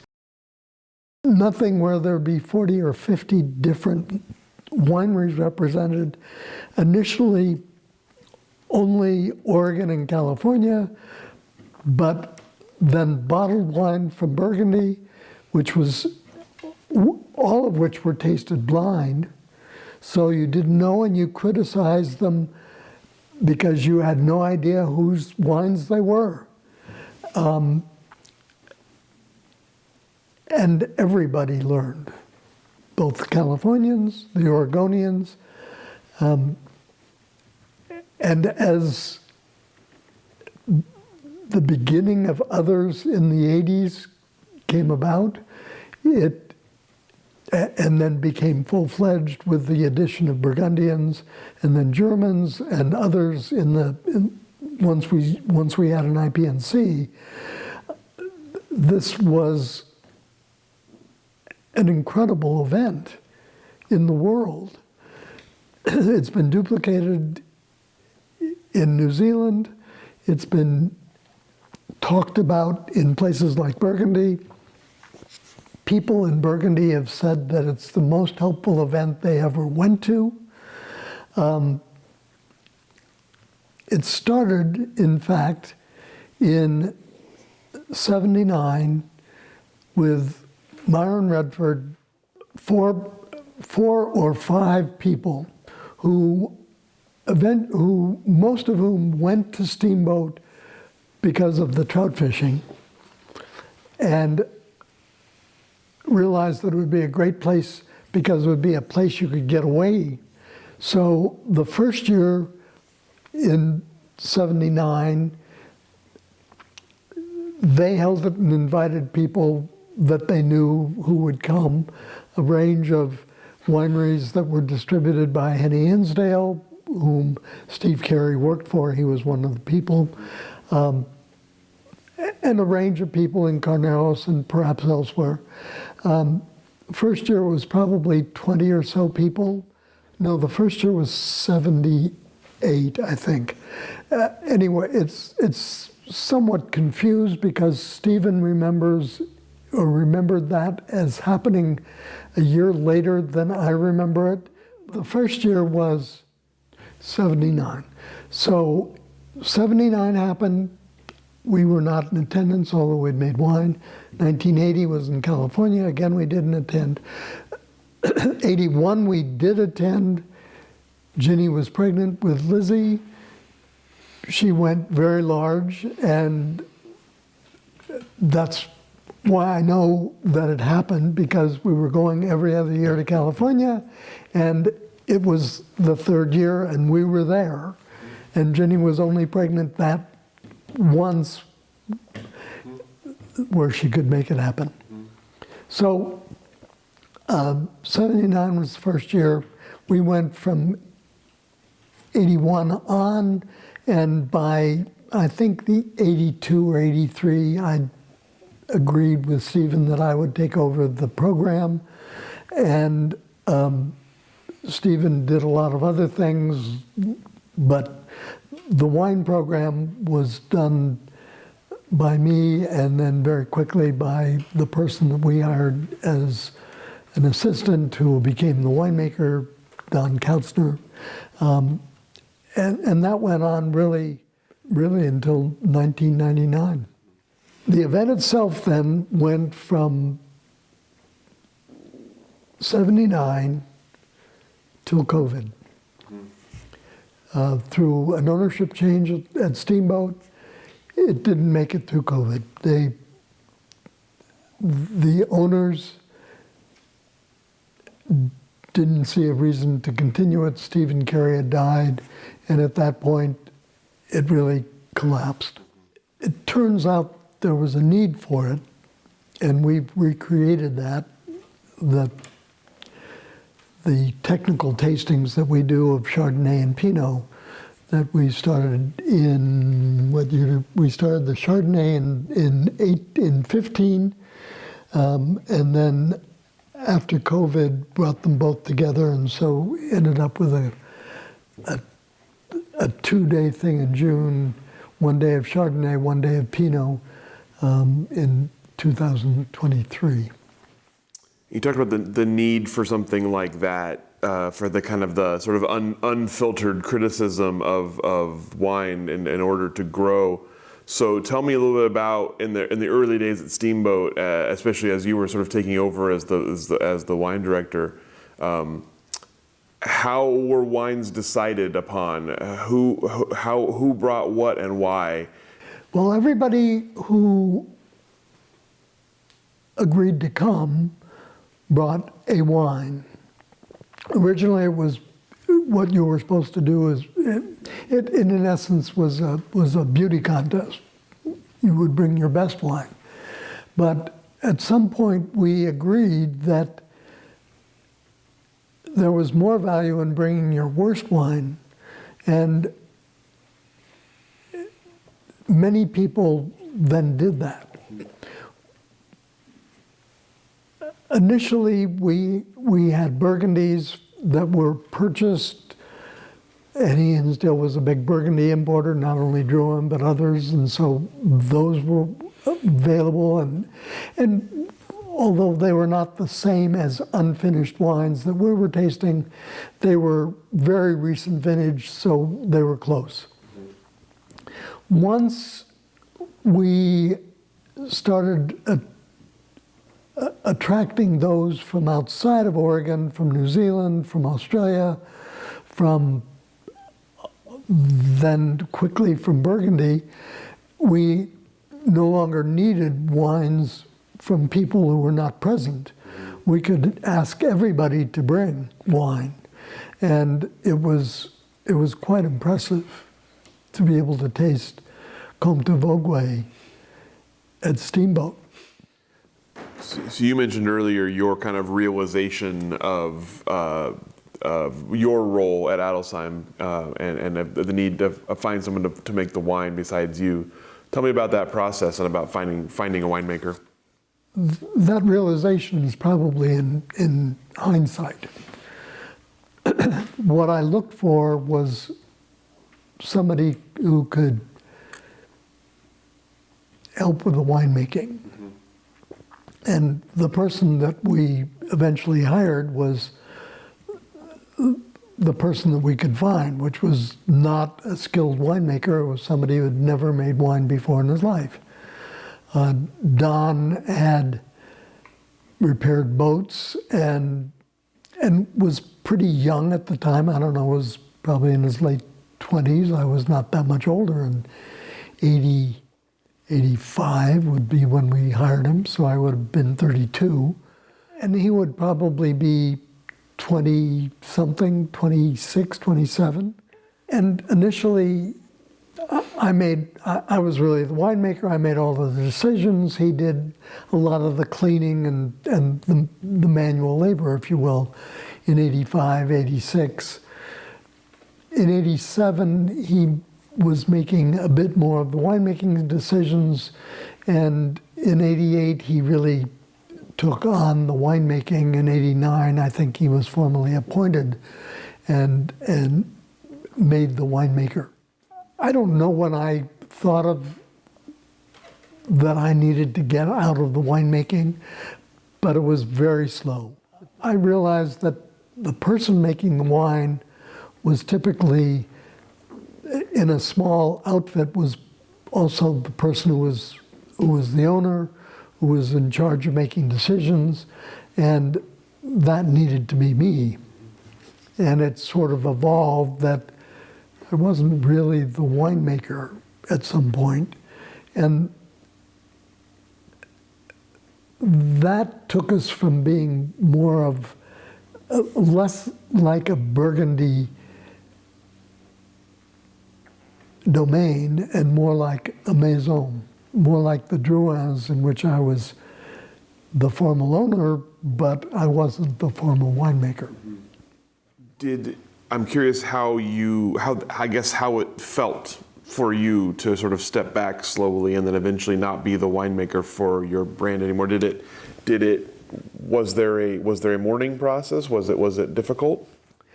I don't know, because in fact, Don had to ask to be named the winemaker because I wasn't thinking about that. I think that he, by making far better wines than I would have made, as he learned, as he went to Burgundy with us, Veronique worked with us, and so he had met Veronique.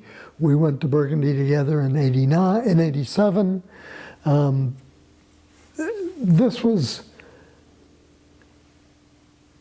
It was a much more complex thing at that point, because we were managing not only the winemaking of our own wine, but potentially getting in bed with the Drouins and this much bigger industry than what we had originally envisioned.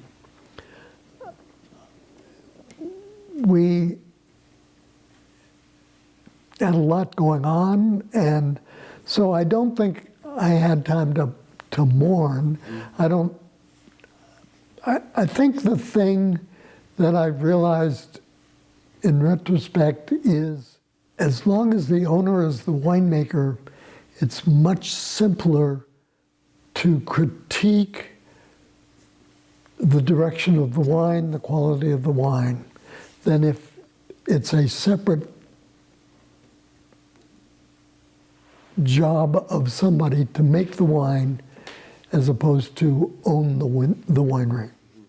And the last thing I have for the era is IP&C, which you brought up earlier, and the creation of that. What role did you play in IP&C becoming a reality, and what are your memories of the original first few years? This was really a McMinnville adventure. It was really their Chamber of Commerce, their past mayors, the people who were close to McMinnville, which was really the Dundee Hills people. I don't think it was thought of as a Dundee Hills event, but Letts, the Blossers, etc. were fundamental to it. And those of us further afield were invited to participate or somehow make a contribution to it taking place, but it was a very amorphous thing. It was talked about as a thing where it might be a tasting in which the wines were evaluated and you would have a first place and people would be expected to contribute wines and they expected that people from Burgundy would do this. They wouldn't do that. They had no intention of doing that. But Burgundians were interested in an event that celebrated Pinot, and we talked about it being a celebration rather than a competition as the conversation went on from 86 from 85 into 86, and by the time the Drouhins were here, first going for a tour of Oregon with me in 86, we had settled on it being a celebration of Pinot from various places, not a competition. Because we could take advantage of the Drouhins being here to tell them about it, ask for their support, ask for their participation, ask for them to help us line up others in Burgundy. And in fact, they had a group that tasted together, somewhat informally, but they agreed that that group would by and large come to IPNC. What made it successful in the beginning was we were doing an event which was world-class because it always had a component of Burgundians. It had an increasing component of others from other places in the world, in addition to the base of Oregonians and Californians that were more or less equal amounts at the beginning. I think the first year we envisioned this, we would do it the first year, maybe Burgundy would do it or California would do it.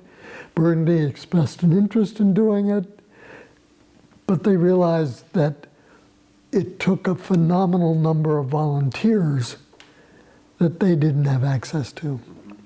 They also didn't have an organization that would do it, and they didn't have collaboration. They couldn't have envisioned that in those days in their world, which was highly competitive, was made up of two groups that didn't really trust each other, or at least didn't work together, the negociants and the domains. They would come to Oregon as a group, both kinds of people, but they would get back to Burgundy and they would have a hard time talking to each other.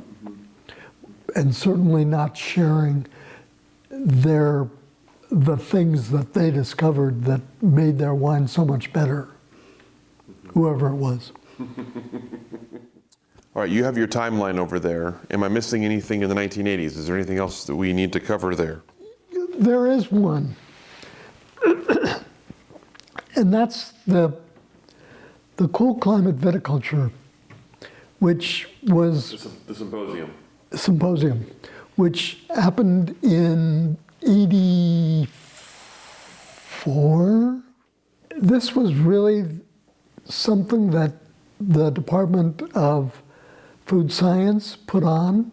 Floyd Bodyfelt, who was an extension,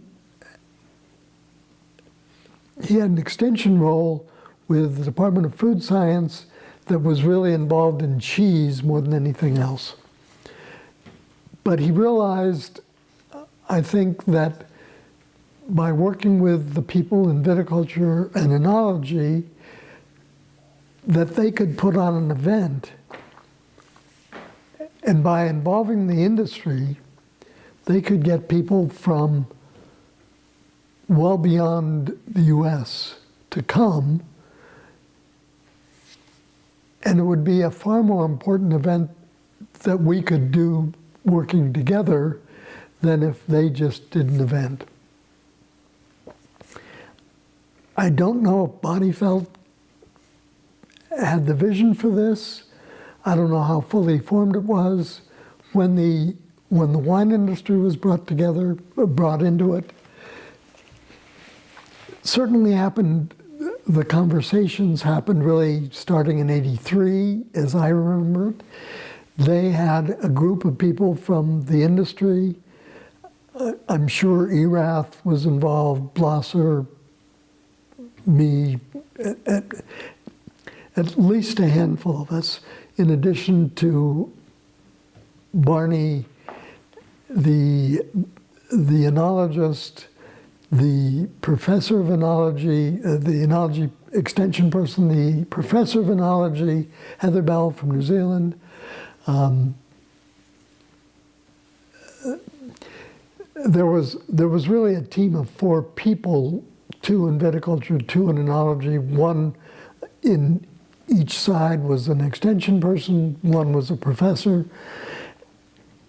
And it was the beginning of a real concerted effort in viticulture and enology. What none of us realized and nobody really knew about in the world is that there had been conferences before, but they had always been like the conference at Davis, I think in '82, I'm guessing, in which they brought people together to celebrate the anniversary of the first founding of viticulture and enology in California at UC Berkeley, which was then transferred to Davis eventually, once Davis was built. This was the Davis event was very profound in that it showed you could bring people together. The thing that Oregon State added was you could then set up a schedule of every 4 years and then rotate it around the world, and this would have value and would be attended. And in a sense, it's been overlooked as one of the real contributions of the wine industry, working together with the professors at OSU. But nonetheless, the wine industry was critical in that we had gone to the Davis event and had seen what these foreigners would do, and we knew who to invite that the people at OSU didn't know. So in many respects, it was critical for the industry, but also critical for the wine industry in that the idea of cool climate, which was never very carefully determined, became critical to doing an event every 4 years. So moving forward, tell me about next milestones, either for you, for Adelsheim, the brand, or for the industry. What else? What's coming next? So I think there's a huge gap between '88 and 2000 on my list. And I think that represents what was going on here, which in a very real sense was a disintegration of what had existed and what had gotten us to that point. But the need that we slowly came to the realization about was that, one, we were not in the forefront of wineries in terms of quality, and that was to an extent because we didn't have the type of people we needed, particularly the winemaker. But the marriage of us, Ginny and me, was falling apart, with me constantly traveling and needing to entertain people and sort of grasping at straws at how we would be successful. Finally taking on partners so that we had the money to make the winery exist, and then realizing that it wasn't just the money, but we were literally had very different lives, and we really needed to separate. So there were a great number of things going on in the 90s, none of which I was participating in. We were focused on making wine, on continuing the things from the 80s that we'd started, but it was really, it marked an end to this era of amateurly making wine, growing grapes, and so forth. So, for coming to those, the kind of the professional realization and deciding to take on partners, tell me about that part of it and about what the impacts of that decision were. Again, in retrospect, I would say that I had little conception of how money worked and how important that was. I mean, it was not insignificant that my successes had been more in the collaboration of the industry than it's been in the personal success, a personal success by me or the success of Adelsheim Vineyard. Those things happened in essence because of the roles that we have played in the greater industry than because of the role solely in our own industry. So, not really understanding money, we embarked on the realization that we would need to, we no longer could build, we could no longer make wine only in the basement. that we needed to have a much larger winery, that the coming into bearing of the second vineyard we'd planted at Calkins Lane, when that Pinot Gris started to have a significant, when we had started to have a significant crop from that vineyard, we needed to have a way of pressing that, because if we brought those grapes back to this winery, we'd be here for 2 weeks pressing grapes. We visited DDO, which had been built in, I believe, 1990, but I don't know exactly. Mm-hmm. In 92, we visited them and Archery Summit, which had been both new construction, and we set about, in our mind, designing the kind of winery we wanted. We realized that we needed cellars, we needed fermentation area, we needed fermenting area, we needed bottle storage, we needed all of this. We couldn't afford to build that all at first, but at the very least we needed the place for a press, because we had to have that press to be able to deal with all the Pinot Gris that was coming in the door. So we, in 94, or 92 and 3, we built the first part of the new winery, which was the new fermentation area.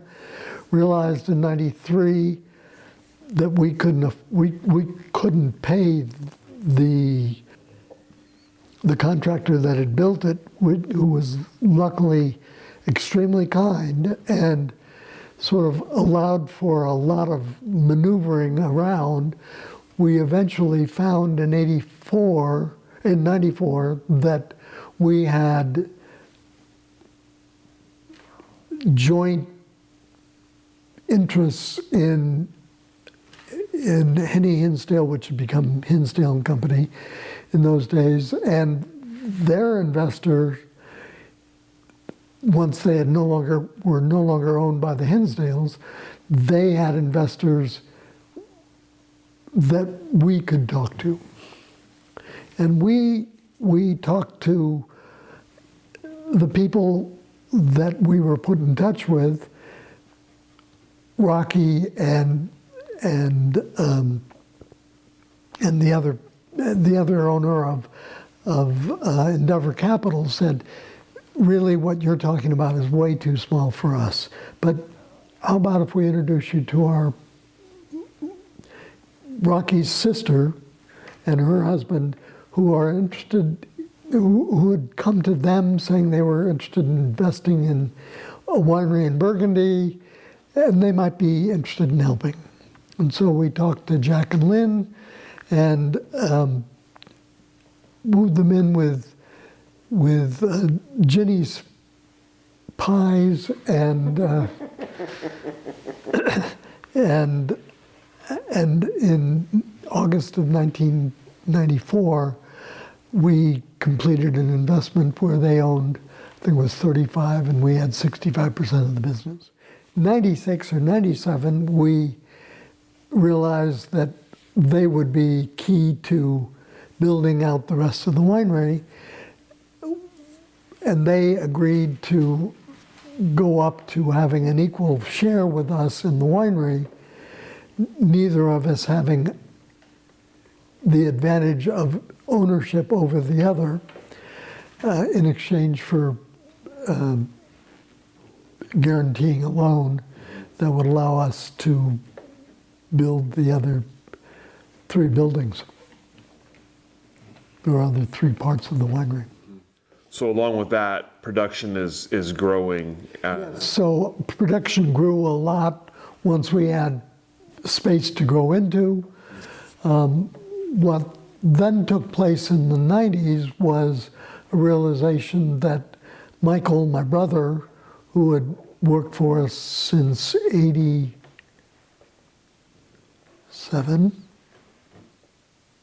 88 maybe, he and I alone could not sell the wine, that we needed an additional person. Bill came on in the late 90s to deal with the expanded production. Which Bill? Bill Blanchard, thank you. And the 3 of us then were able to sell the kind of wines, the volume of wines that we were able to make in the larger winery.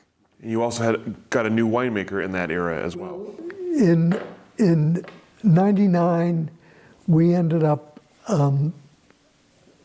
parting ways with Don Kausner once we realized that the whole winery, this new winery that we had built, had gotten extremely dirty in the sense of Brettanomyces, and that the Pinot barrels were infected, and that we were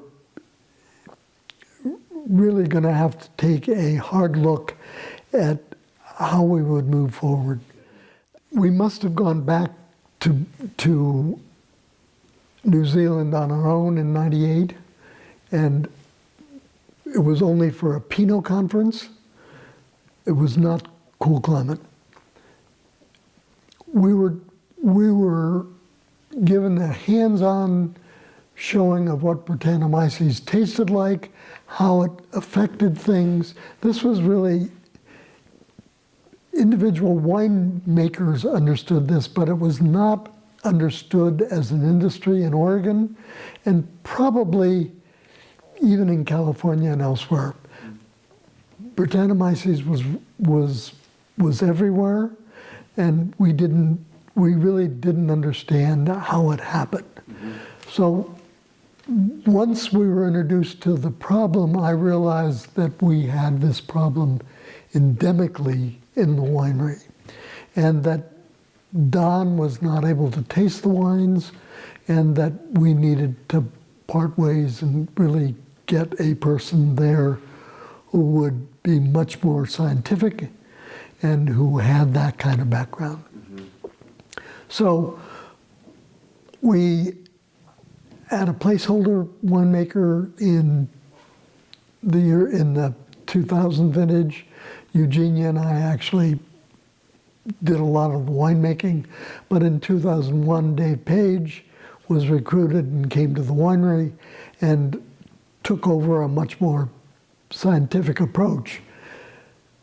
Unfortunately, he was not prepared either for the dirtiness of the winery in terms of how the neglect of Brettanomyces had affected the winery. And so it really wasn't until the 2005 or 2006 that he got rid of all Brettanomyces in the winery. But such was the knowledge of winemakers in those days and the lack of collaboration that marked the 90s and 2000s, if you will, so that there wasn't the focus on getting cleanliness throughout the industry, particularly cleanliness and microbiotic cleanliness in the winery. So David takes over and Page takes over in 2001. How does that change the wine, the production, the growth? What happens in the early part of that decade, and what is the role you're playing either at Adelsheim or in the industry? In the aughts, if you will, we were having a new beginning with Dave Page in the winery with a master's degree, with Chad Vargas in the vineyard with the master's degree. We were much more self-sufficient in terms of being able to research what our problems would be. We were doing work in the vineyard. We were doing a much better job of, it wasn't an overgrown garden, it was a vineyard. And in the winery, obviously, Dave was not only cleaning up the mess that he had inherited, but he was trying to, for the first time really ever, to have a style of wine that was associated with him. He had a range of assistants, some of whom have gone on to do, people like Eric at Domaine Serene first.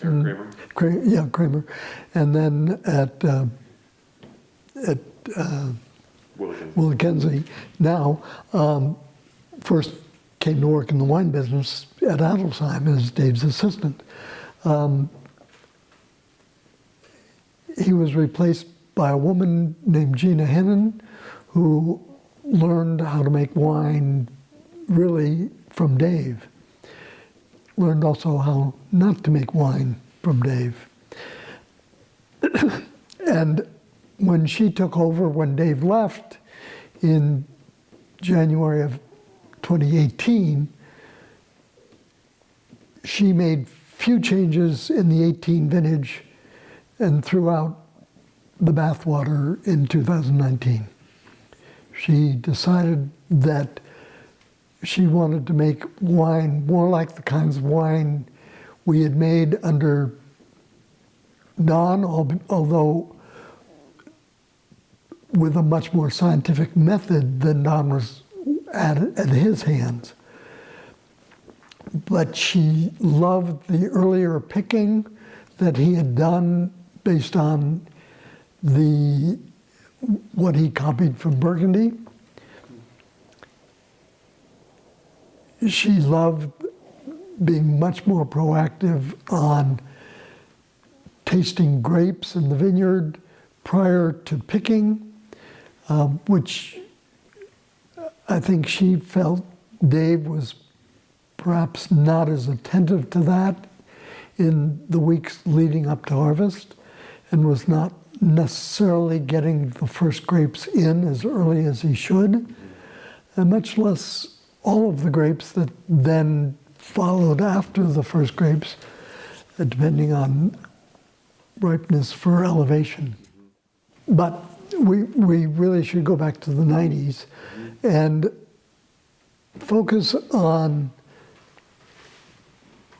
the winemaking changes that Dave made, which was a more technological issue, with both Dave and Chad being very scientific in their approach. We had a much more grounded method of dealing with sales, which had been very much by the seat of our pants in the 90s, was very thoughtful. We focused on distribution throughout the United States, on servicing the distributors, on working with them, showing them how to sell, and thus on how to get more wine. And I think that at a industry level, the 80s were much more fixated on the AVAs in the north of the Willamette Valley, the nested AVAs, so-called. We started meeting in the year 2000 as a committee that, in a sense, duplicated,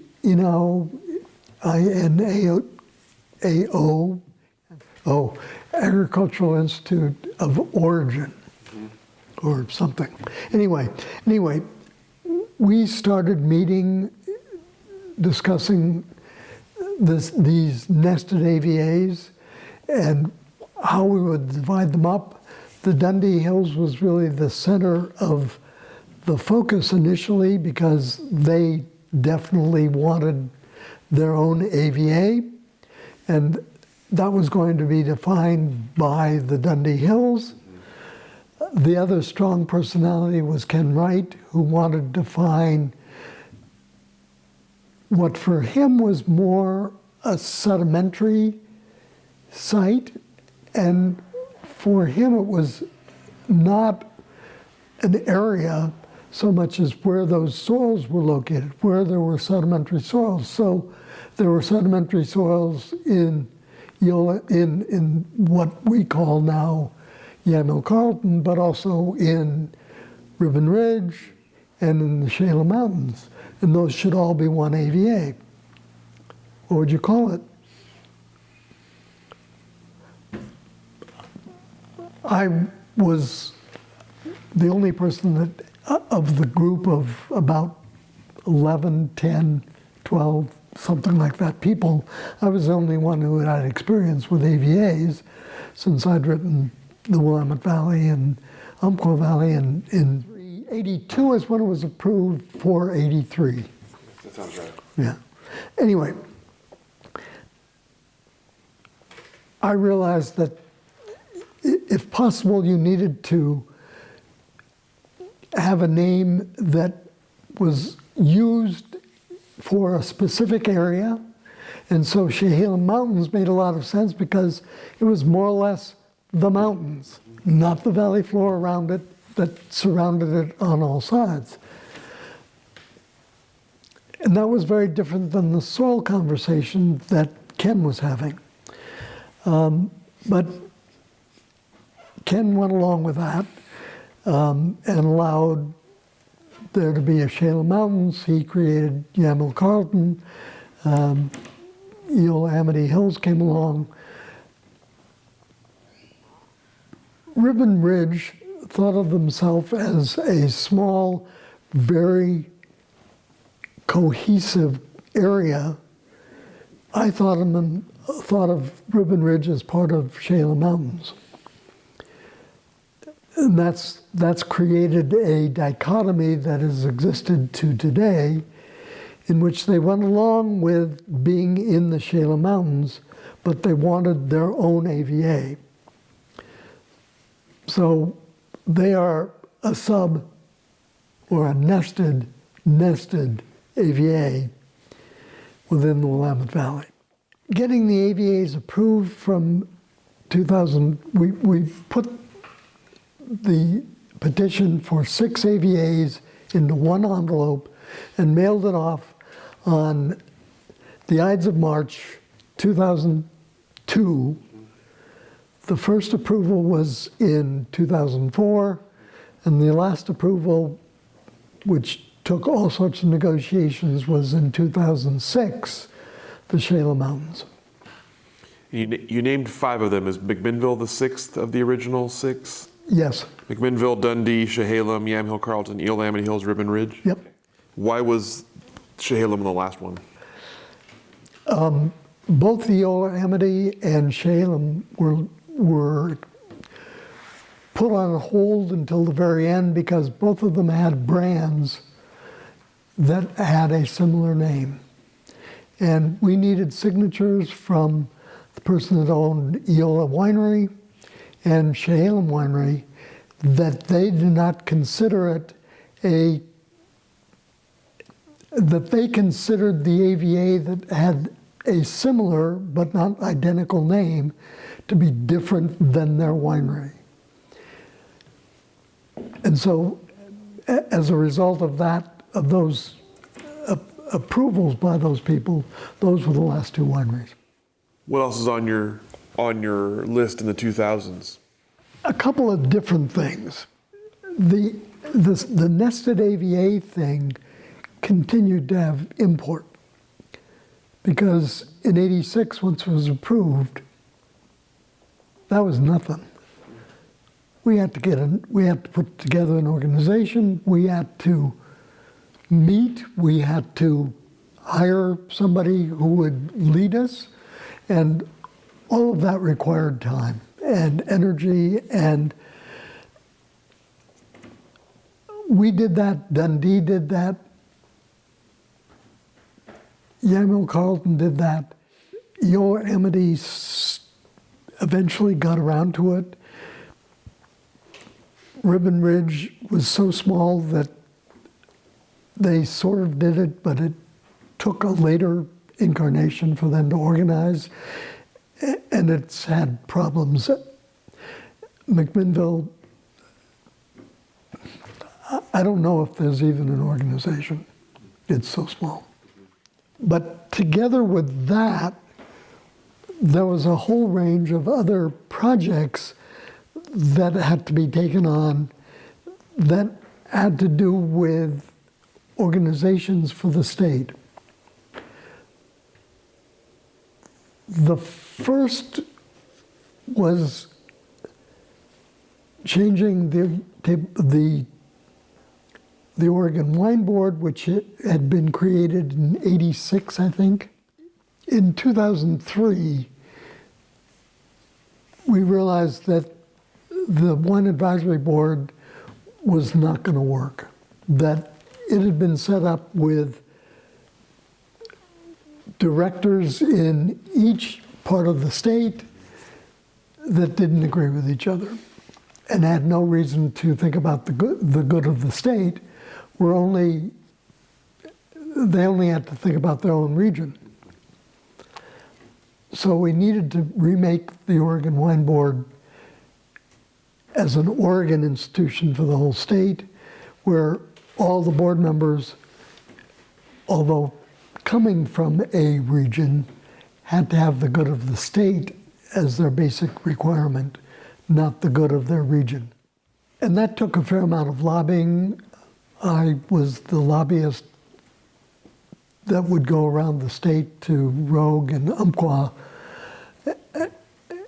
and get them to understand what was being proposed and get them to agree with it.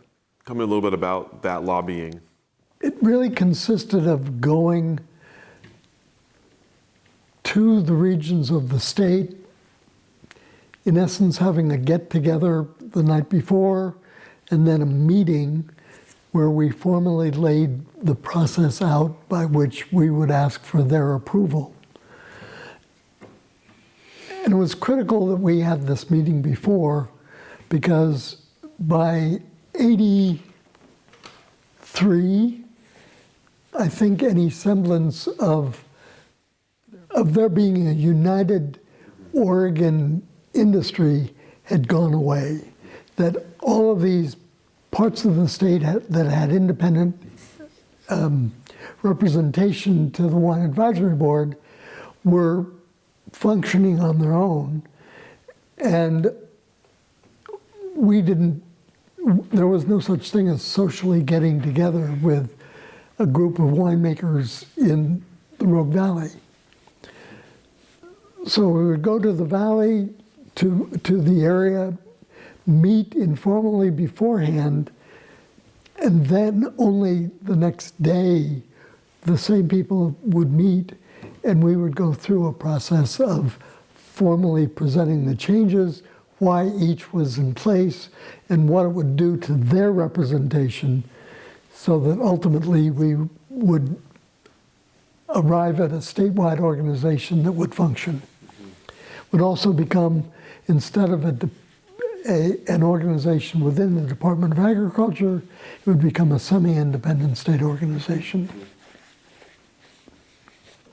So a fair amount of my time was taken up with the transition from the OWAB to the OWB, to being on the first board, for serving on that board for 8 or 10 years, and starting off with directors who would agree to the idea that the bi-monthly meetings would be in a different part of the state each time. There was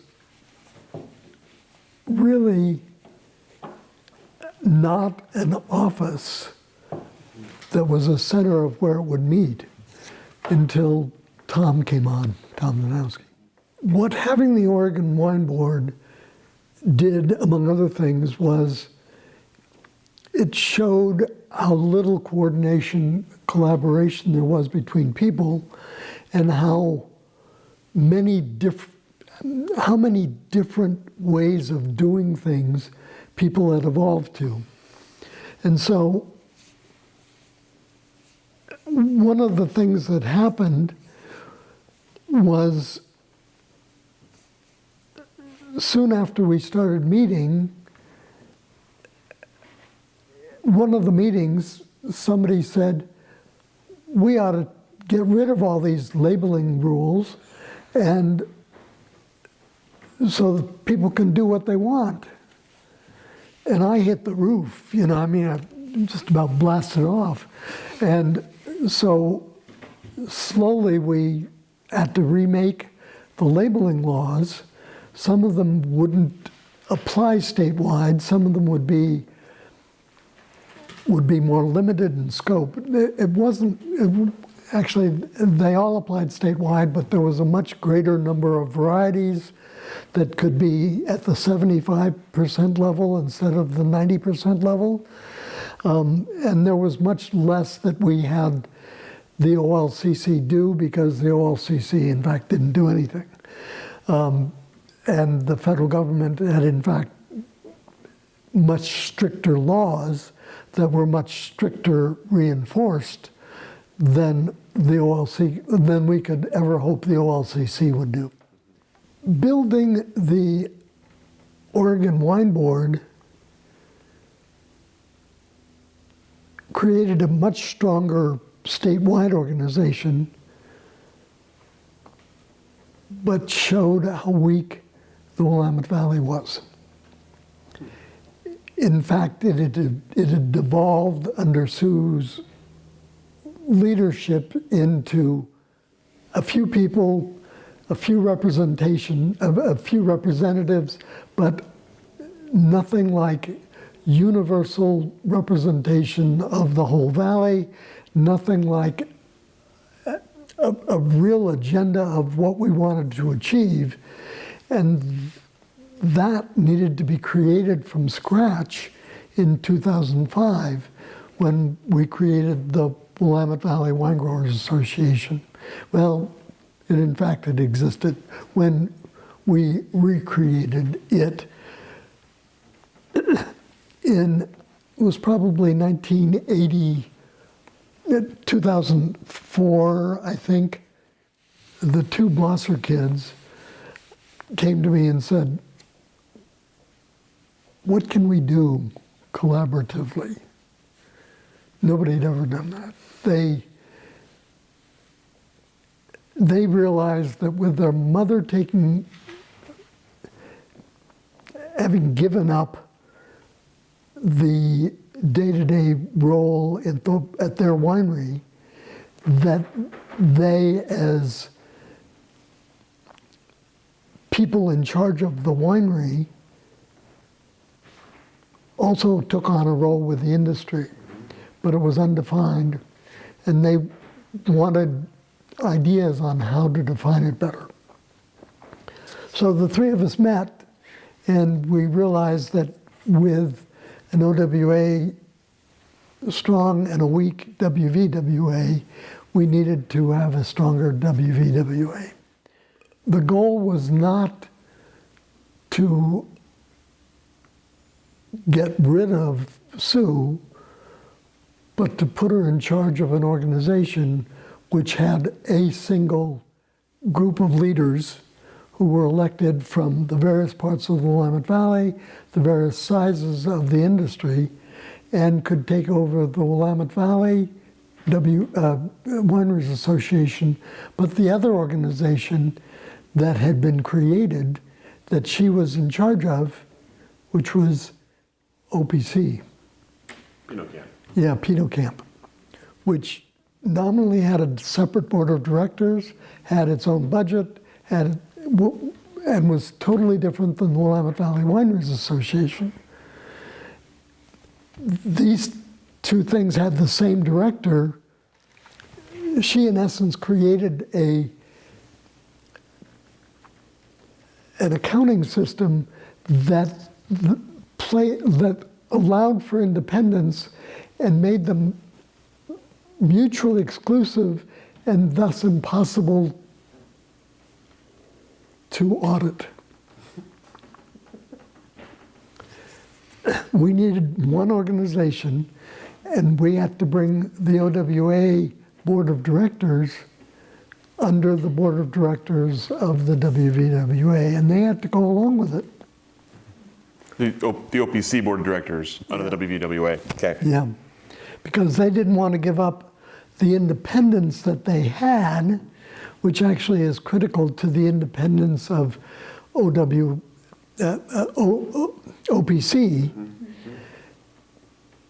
that in many respects it is led by the industry rather than by the staff of the OPC. So that took time. The Sokol Blosser kids and I had the idea that the WVWA would somehow get stronger by incorporating OPC, by having a more formalized election and process of people, and would eventually become, in many respects, the strongest marketing organization in the United States, with the exception of the Napa Valley Vintners. Initially, we did that under Sue. We needed to find a new director, and over time, we were interested and able to woo Morgan into coming to the WVWA, and she took over where the Sokolbossers and I had led the charge until then, and continues to. Yeah, and it really is the second strongest marketing organization in the country. My guess is that the next thing is what has resulted in the Pinot and Chardonnay technical tastings. We had realized in the late aughts that Evening Land Chardonnay was somehow getting really high scores in the Spectator. 96, 97 points, something. We asked Dominique Lafont, who was the consultant from Burgundy, what he did that was different than us. And he said, well, I mean, you know how I make wine. I mean, we don't do anything different. And there had to be something different. In 2011, Oregon had a very late harvest. Burgundy had a very early harvest. A number of us went to Burgundy, and a few of us were interns at white Burgundy houses. And Josh Bergstrom was working at one of the houses, and they picked Chardonnay, and he said he couldn't believe it. Those Chardonnay grapes were so unripe, you couldn't possibly make real wine out of that. But it was clear that that's what they were doing, because every batch of grapes was picked way too early by our standards. And so it became clear in the years subsequent to 2011 that Burgundy was actually picking at a much different standard of ripeness than we were. That they were picking at 21 bricks, 20 bricks, 19.5 bricks, chapitalizing if necessary to get it to 12.5%. But they weren't adding acid, and they weren't doing the kinds of things that we had resorted to make this pseudo-California style Chardonnay. In 2015, this was still a vague notion. It was something that in 2015, we thought that the vineyard sites, the different AVAs, would be more important than anything winemakers did. So we thought, we want to plant, we want to focus on Chardonnay and Pinot. We got rid of, 2015 was the last vintage for us for Pinot Gris. We wanted to have more Chardonnay, but in fact our best vineyard then was in the Dundee Hills. That was of no good, no use to us. We needed to know where in the Shela Mountains we needed to plant. Okay, well, we would have to go around to all the wineries and taste their wines and try to figure out what their vineyard was, and then come back and eventually make the decision. We thought that Chardonnay only grew in basaltic soils, like our best vineyard that we were using at the time, Stoller. So we figured we had visits to 30 or 40 different wineries we had to come up with. be incredibly long. And somebody in our cellar, and I don't know who it was, said, what if we just invited all the people to come to one place, one time?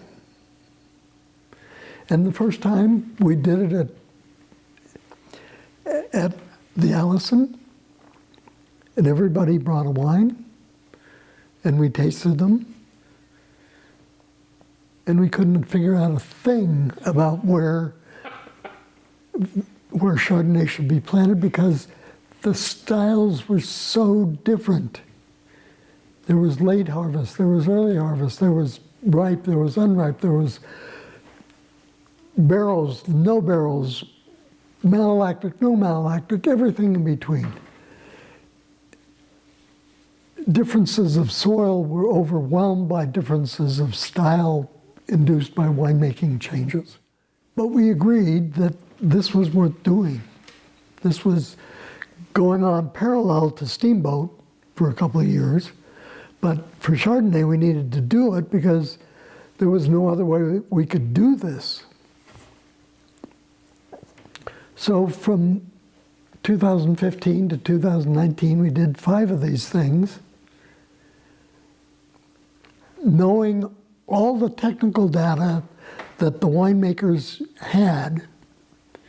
Everything about the wine was on a piece of paper, 2 sides, in front of each winemaker, with the exception of the name of the winery. But we could tell the soil, the clone, the rootstock, everything about the wine, additions, when the grapes were picked, etc.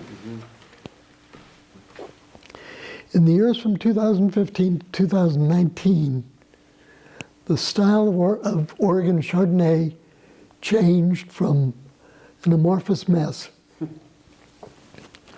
to what we see today in 19.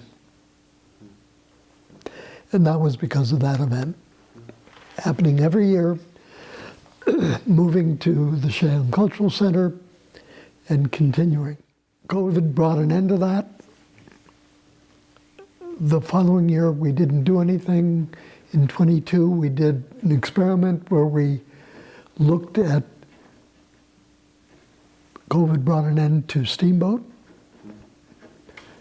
So we looked at what if you had a Pinot and Chardonnay technical tasting. A tasting just of the 2 committees, those that were interested in the Pinot, those that were interested in the Chardonnay technical tasting. And in 2023,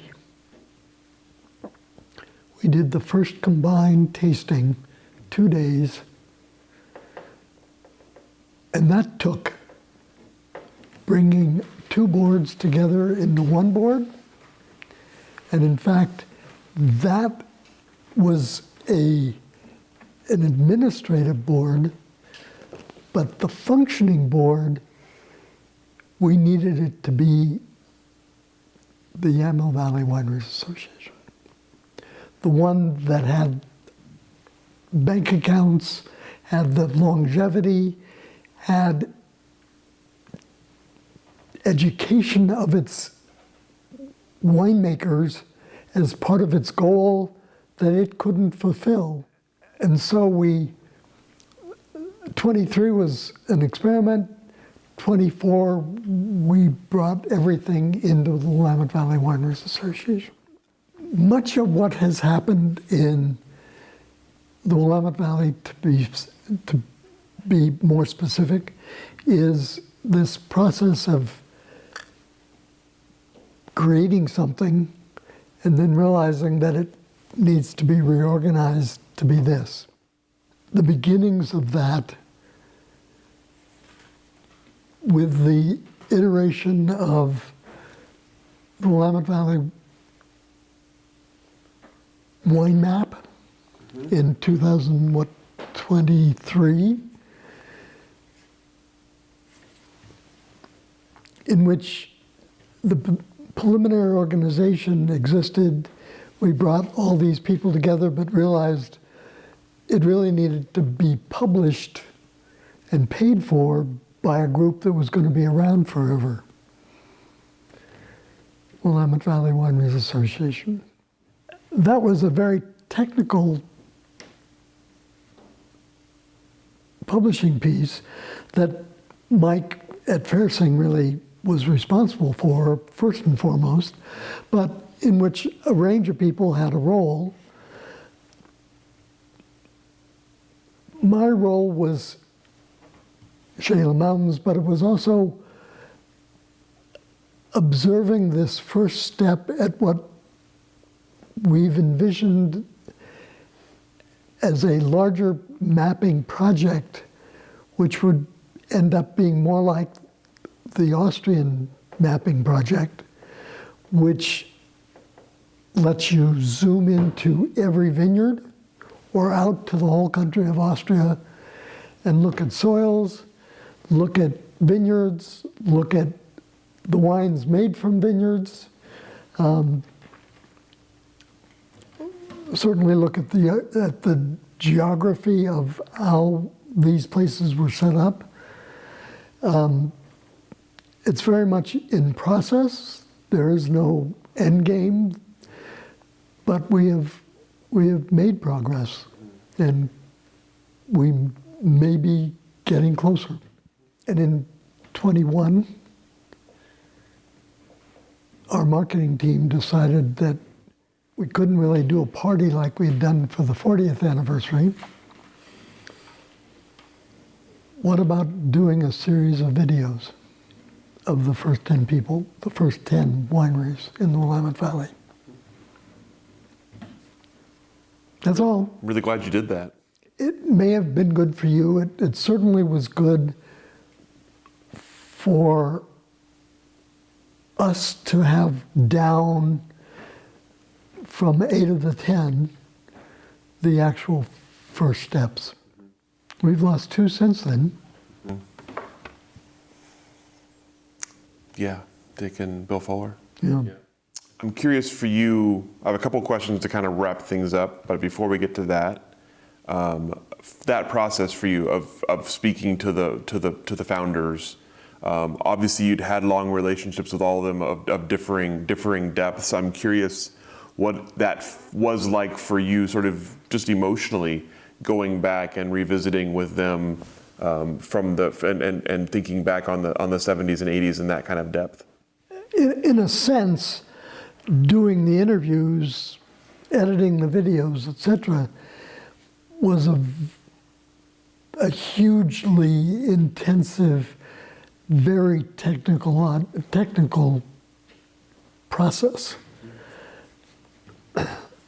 Around the edges, though, what has become clear is the importance of the period of the 60s, 70s, 80s, and even beyond in terms of the evolution of the business, of the industry.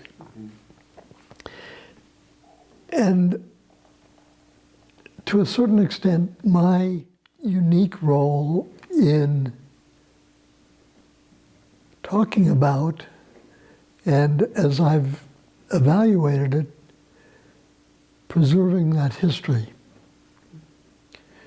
Not in the sense that you do, but in terms of what my story and those that interacted with me, what that story would look like. It may lead to a book. It certainly led to the videos, but it also leads me to the realization that if I don't do this book, nobody will. And it's a fair amount of weight, but we're trying to do it. I mean, I told you in the preparation for this interview that it was a unique preparation because of you have a wholly unique role in the industry. So no one else can tell it. I mean, no one else can tell it from that perspective, for sure. I'm curious about, well, let's do it chronologically. So let's talk about the decision to sell Adelsheim and step into a new role, and then talk a little bit about what that new role has been. The problem and the weakness, if you will, of the traditional setup of French, German, Italian, Spanish, whatever, traditional European wineries, with the owner, in most cases, the winemaker needing an heir to pass that off onto. Otherwise, the company has to be sold. We had Lizzie, and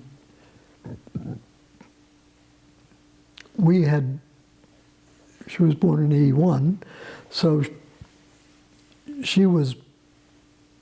her first being brought up was in the 80s, in this period of collaboration, of forming the industry.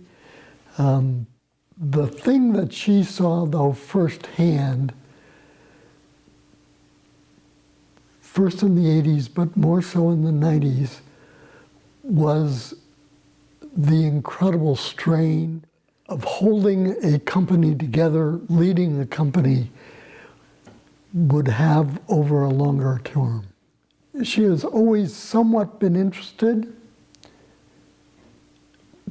but the ownership, in part by the Loackers, which by 86 became co-partners with us, made her really unwilling to take on the industry, to take on the winery. I held out hope that there would be ways that she could learn enough about what we did that she would find it something that she could do. She shadowed me for a year doing basically everything I did, which made it very clear to her that she didn't want to do it. We gave her the option of going back to just this vineyard, just wine from this site, being independent of the Loackers. She didn't want to do that either. When it became clear in 2017 that she had no interest under any circumstances of taking over anything, we really decided that, well, we needed to somehow alter what we were doing. The Loackers and we initially thought about, do we hire a new CEO? And I would then step back from that, but would keep ownership. And they realized, both from their own selfish perspective, but from my perspective, that in fact, our Ginny and my selling the business to them would be the most sensible thing. Ginny and I were divorced. Our 50% ownership kept them from investing their money, because what we had to invest something for them to invest something. So we agreed that we would sell our company to them in 2017, in addition to the somewhat earlier decision to hire a CEO. It's two separate organizations, two separate decisions, two separate effects it might have on me, but it quickly became one. The second part of what you asked is what I do. Yep. You haven't gotten any less busy, I've noticed. I've seen your travel schedule for the year. I know what you're up to. In a sense, 2017 really was a huge disruption. I mean, in a sense, I could do anything I wanted. I could work for them. I could work in the industry, but not for them. I could, quote, retire somehow. They were principally concerned that Eugenia and I would somehow start a business if we were left to be independent and would be the competition suddenly. We really had little interest in doing that, but nonetheless, they decided that they would need to pay me if they were going to ask me not to compete. They did that, and they've been extremely generous. But paying me and giving me a job description is two different things. The initial CEO that we hired, Joth,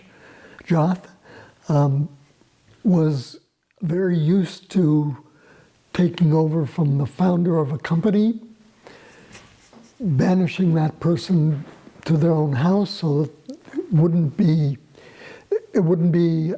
a problem for the employees to know who was in charge, and in essence, running the company himself without any influence. That's fine. Still wasn't a job description. And so, in essence, what has been evolved by me, for me. One of the things that I fell into early on, after 2017, was finding importers outside the US. We had a couple. In Canada, we had something, but we'd let what we had in Japan go. We had a pretty non-functional version in the UK and didn't have really very much at all.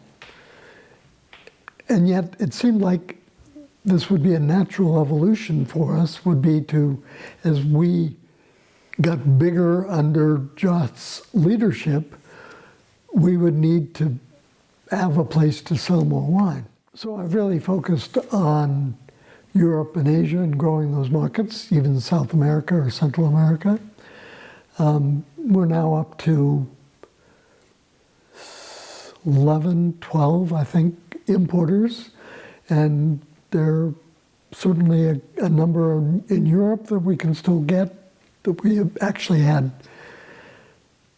yeses said, but with no knowledge of when we're going to start, given the current relationship with the world that we have. Not we, as in Adelsheim, but as in the United States.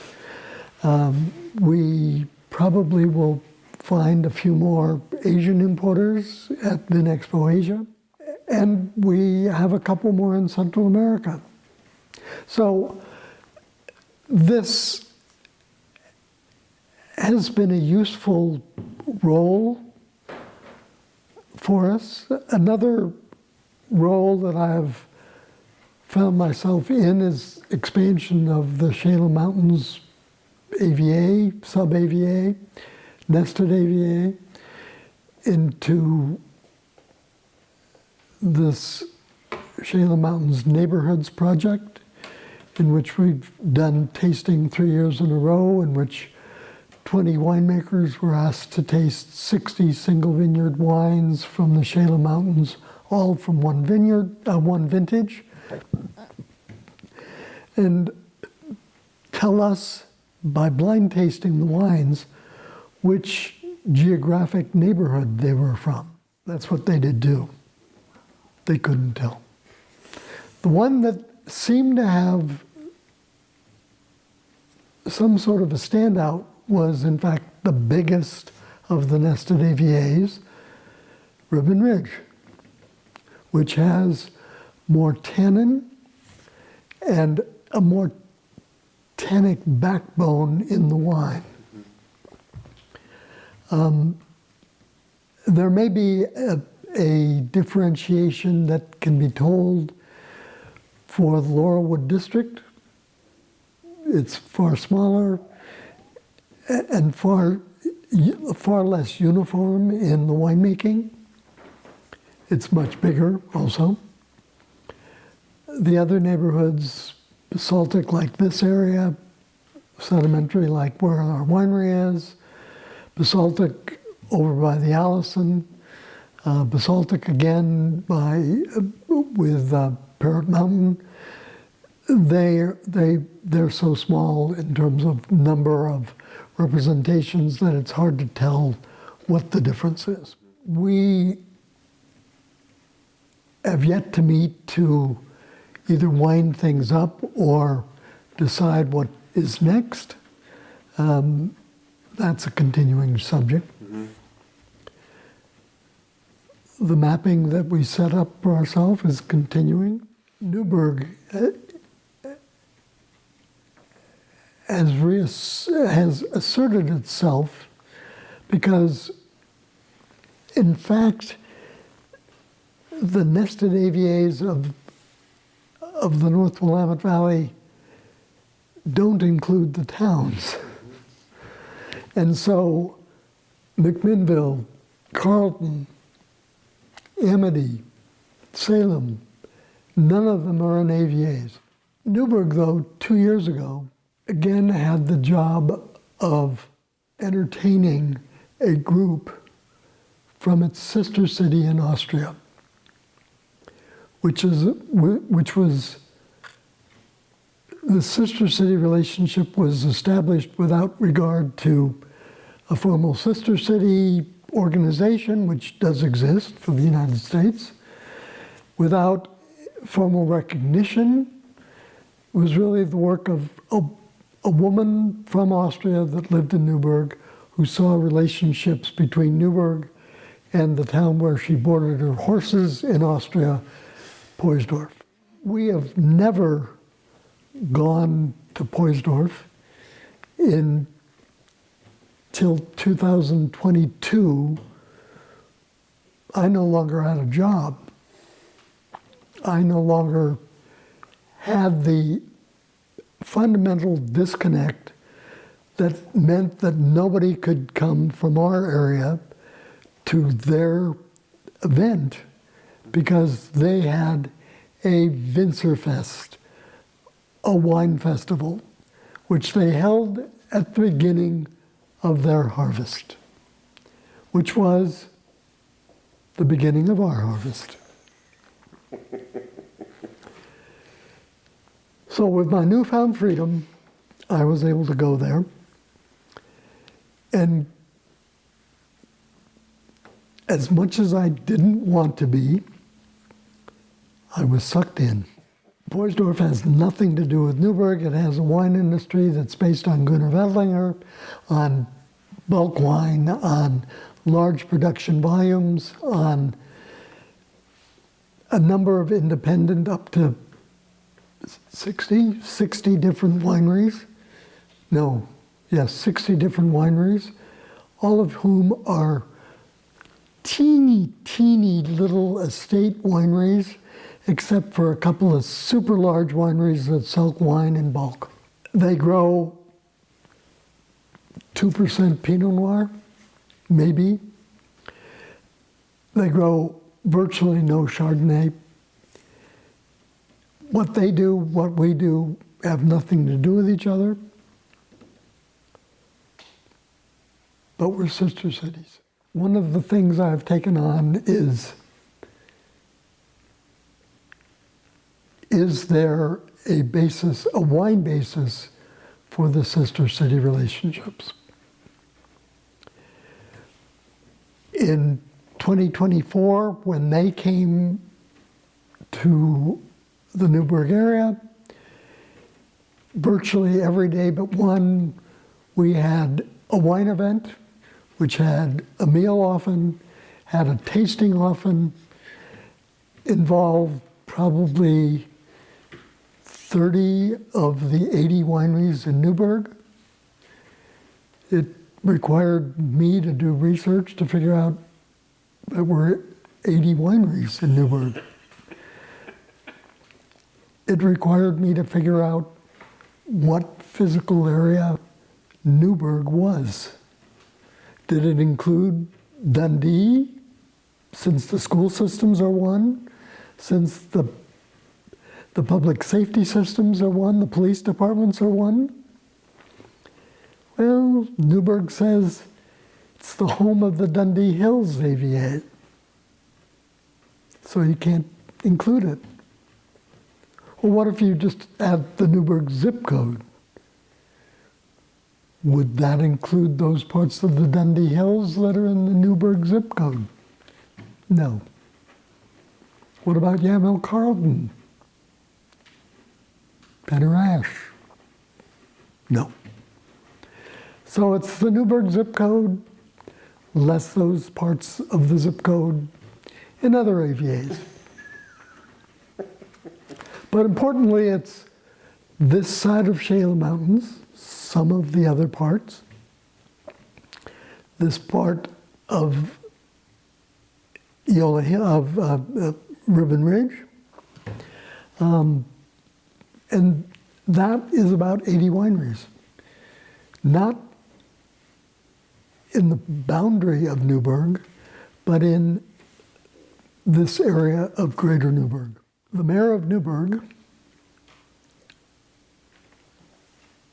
in 2022 was then changed for a new mayor in 2023 who knew nothing about wine,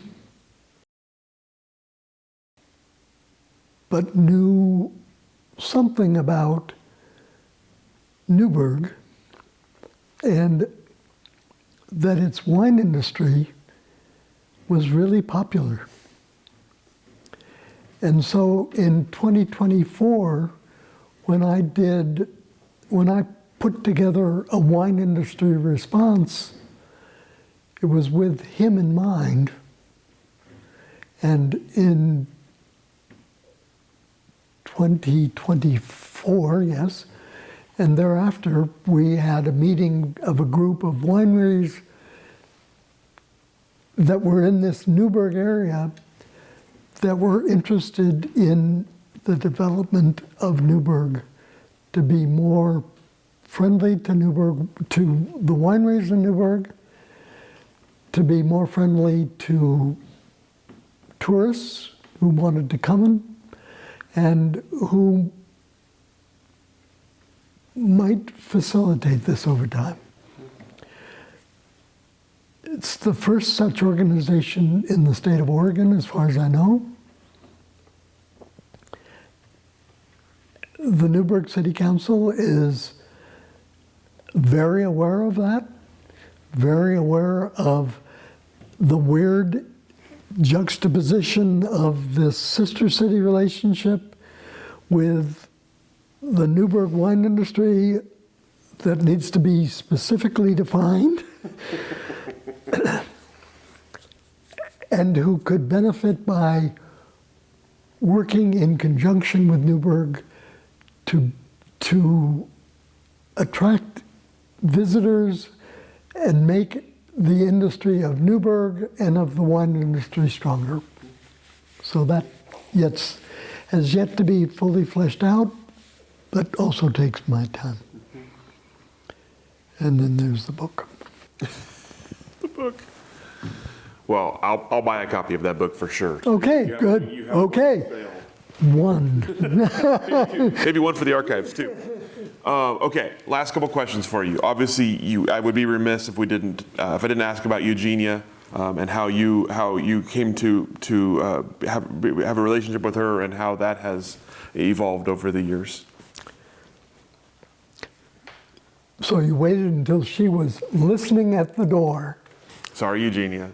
Eugenia and I knew each other from Steamboat, from the development of the California Pinot industry and the Oregon Pinot industry and our attempt to work together under Pinot Noir America, as it became clear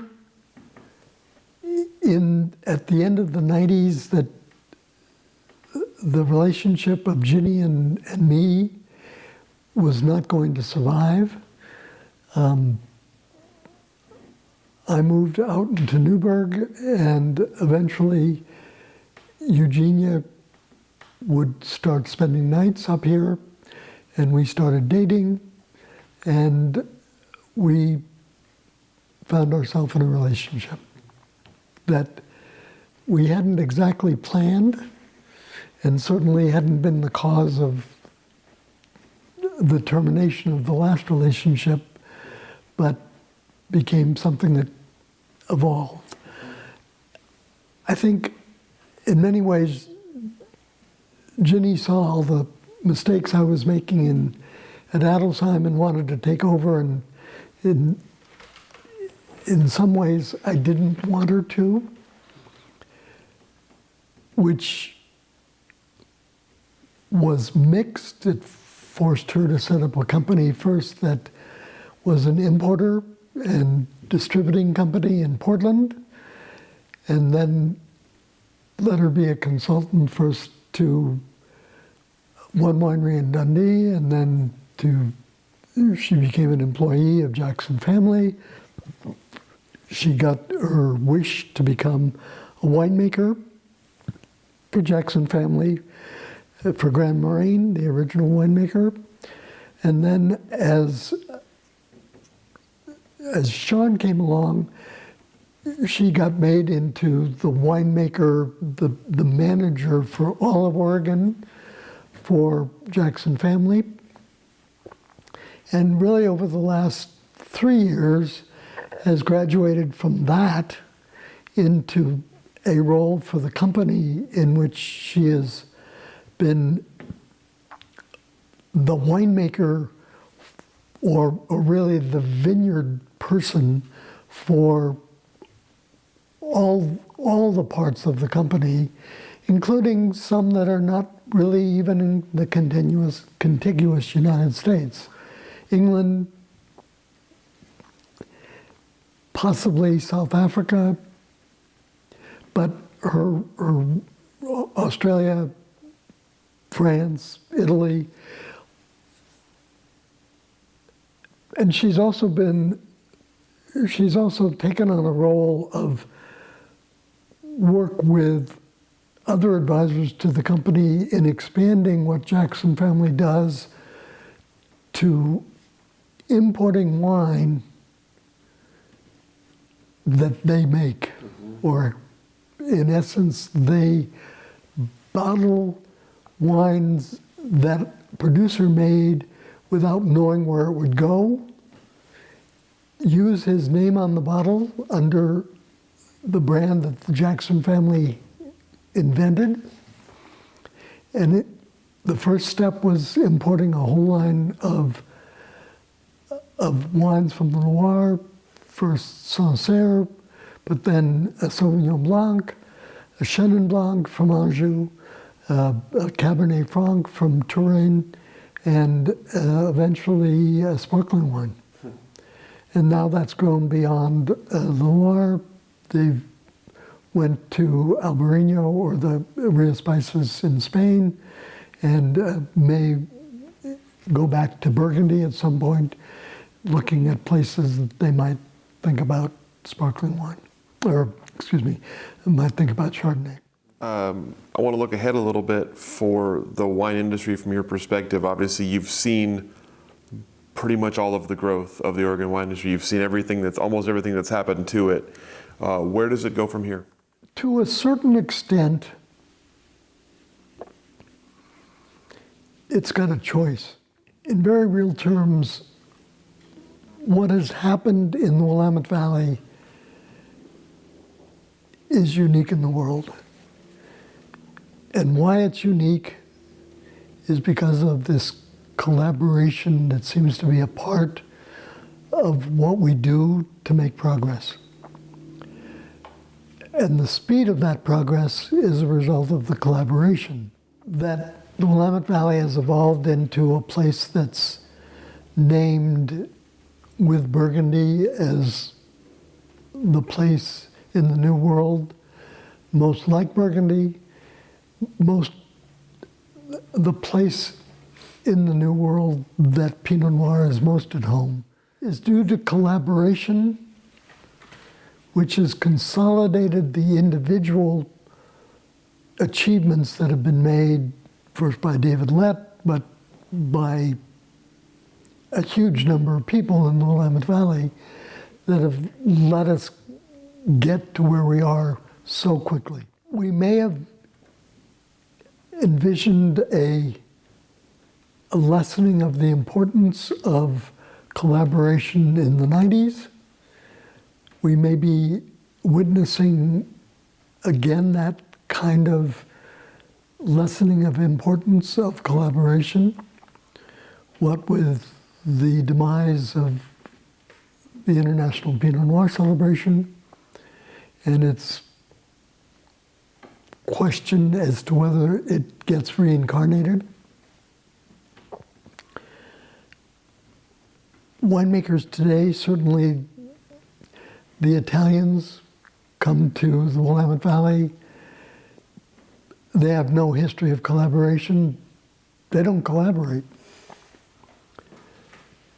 What about the French? They have little more history of collaboration, but in part because of the particular people who have been involved, first Bill Hatcher, then David Millman, there's been more of a tendency to be at least somewhat collaborative, first by the original French, the Drouhins, and now by the 6 or 8 people that have followed. The Californians who have come to Oregon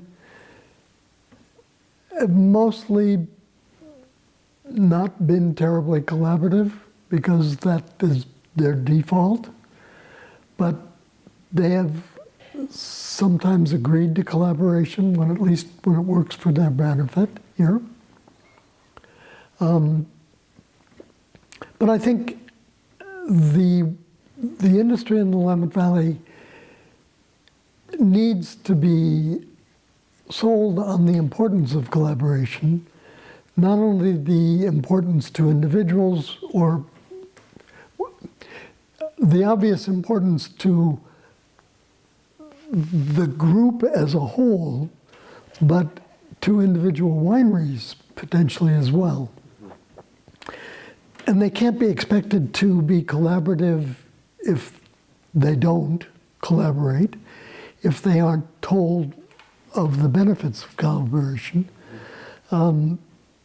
So I suspect that's another reason that a book needs to be written. My guess is that the collaboration that continues to this date, Oregon Pinot Camp, collaborative marketing through the Wine Board, but more importantly through the Willamette Valley Wineries Association, the Pinot Noir and Chardonnay technical tastings, those things have merit and more than likely will be continued. Mm-hmm. Will they be expanded on? Will they grow? That's the question. All right. One last question for you, and it might be a hard one, so sorry. But looking back over your career to this date, all the things you've done, all the things you've been a part of, what are you proudest of? What do you consider your greatest accomplishment? Frankly, I don't know. The most important things have arguably been the collaborative things that I've had a role in, rather than our own winery. I don't know if the labeling regulations or the land use that we first did, the clonal importation, the AVAs, the etc. I don't know that you can say that one is more important than the other. Each of them had a role, and several other things, the co-founding of Pinot Camp, I mean, it just goes on and on. Because I chose my strength to be collaboration, in a sense because I couldn't choose the winery to be the focus of my attention and get other people to recognize the winery to the same extent. All right, David, I think we did it. Thank you so much for taking all of this time and sharing with us. Is there anything I didn't ask or we didn't cover that needs to be covered? We'll do it in the next one. Part 3. Okay, excellent. Well, I appreciate it very much. Thank you so much for taking the time. Thank you so much for sharing your house with us. Thank you for sharing your story with us. And thank you for all the contributions to Oregon Wine over the years, and to the archives and to everything else. So with that, we'll go ahead and let you off the hook. Thank you very much. Thanks very much for taking all of your time to make this happen.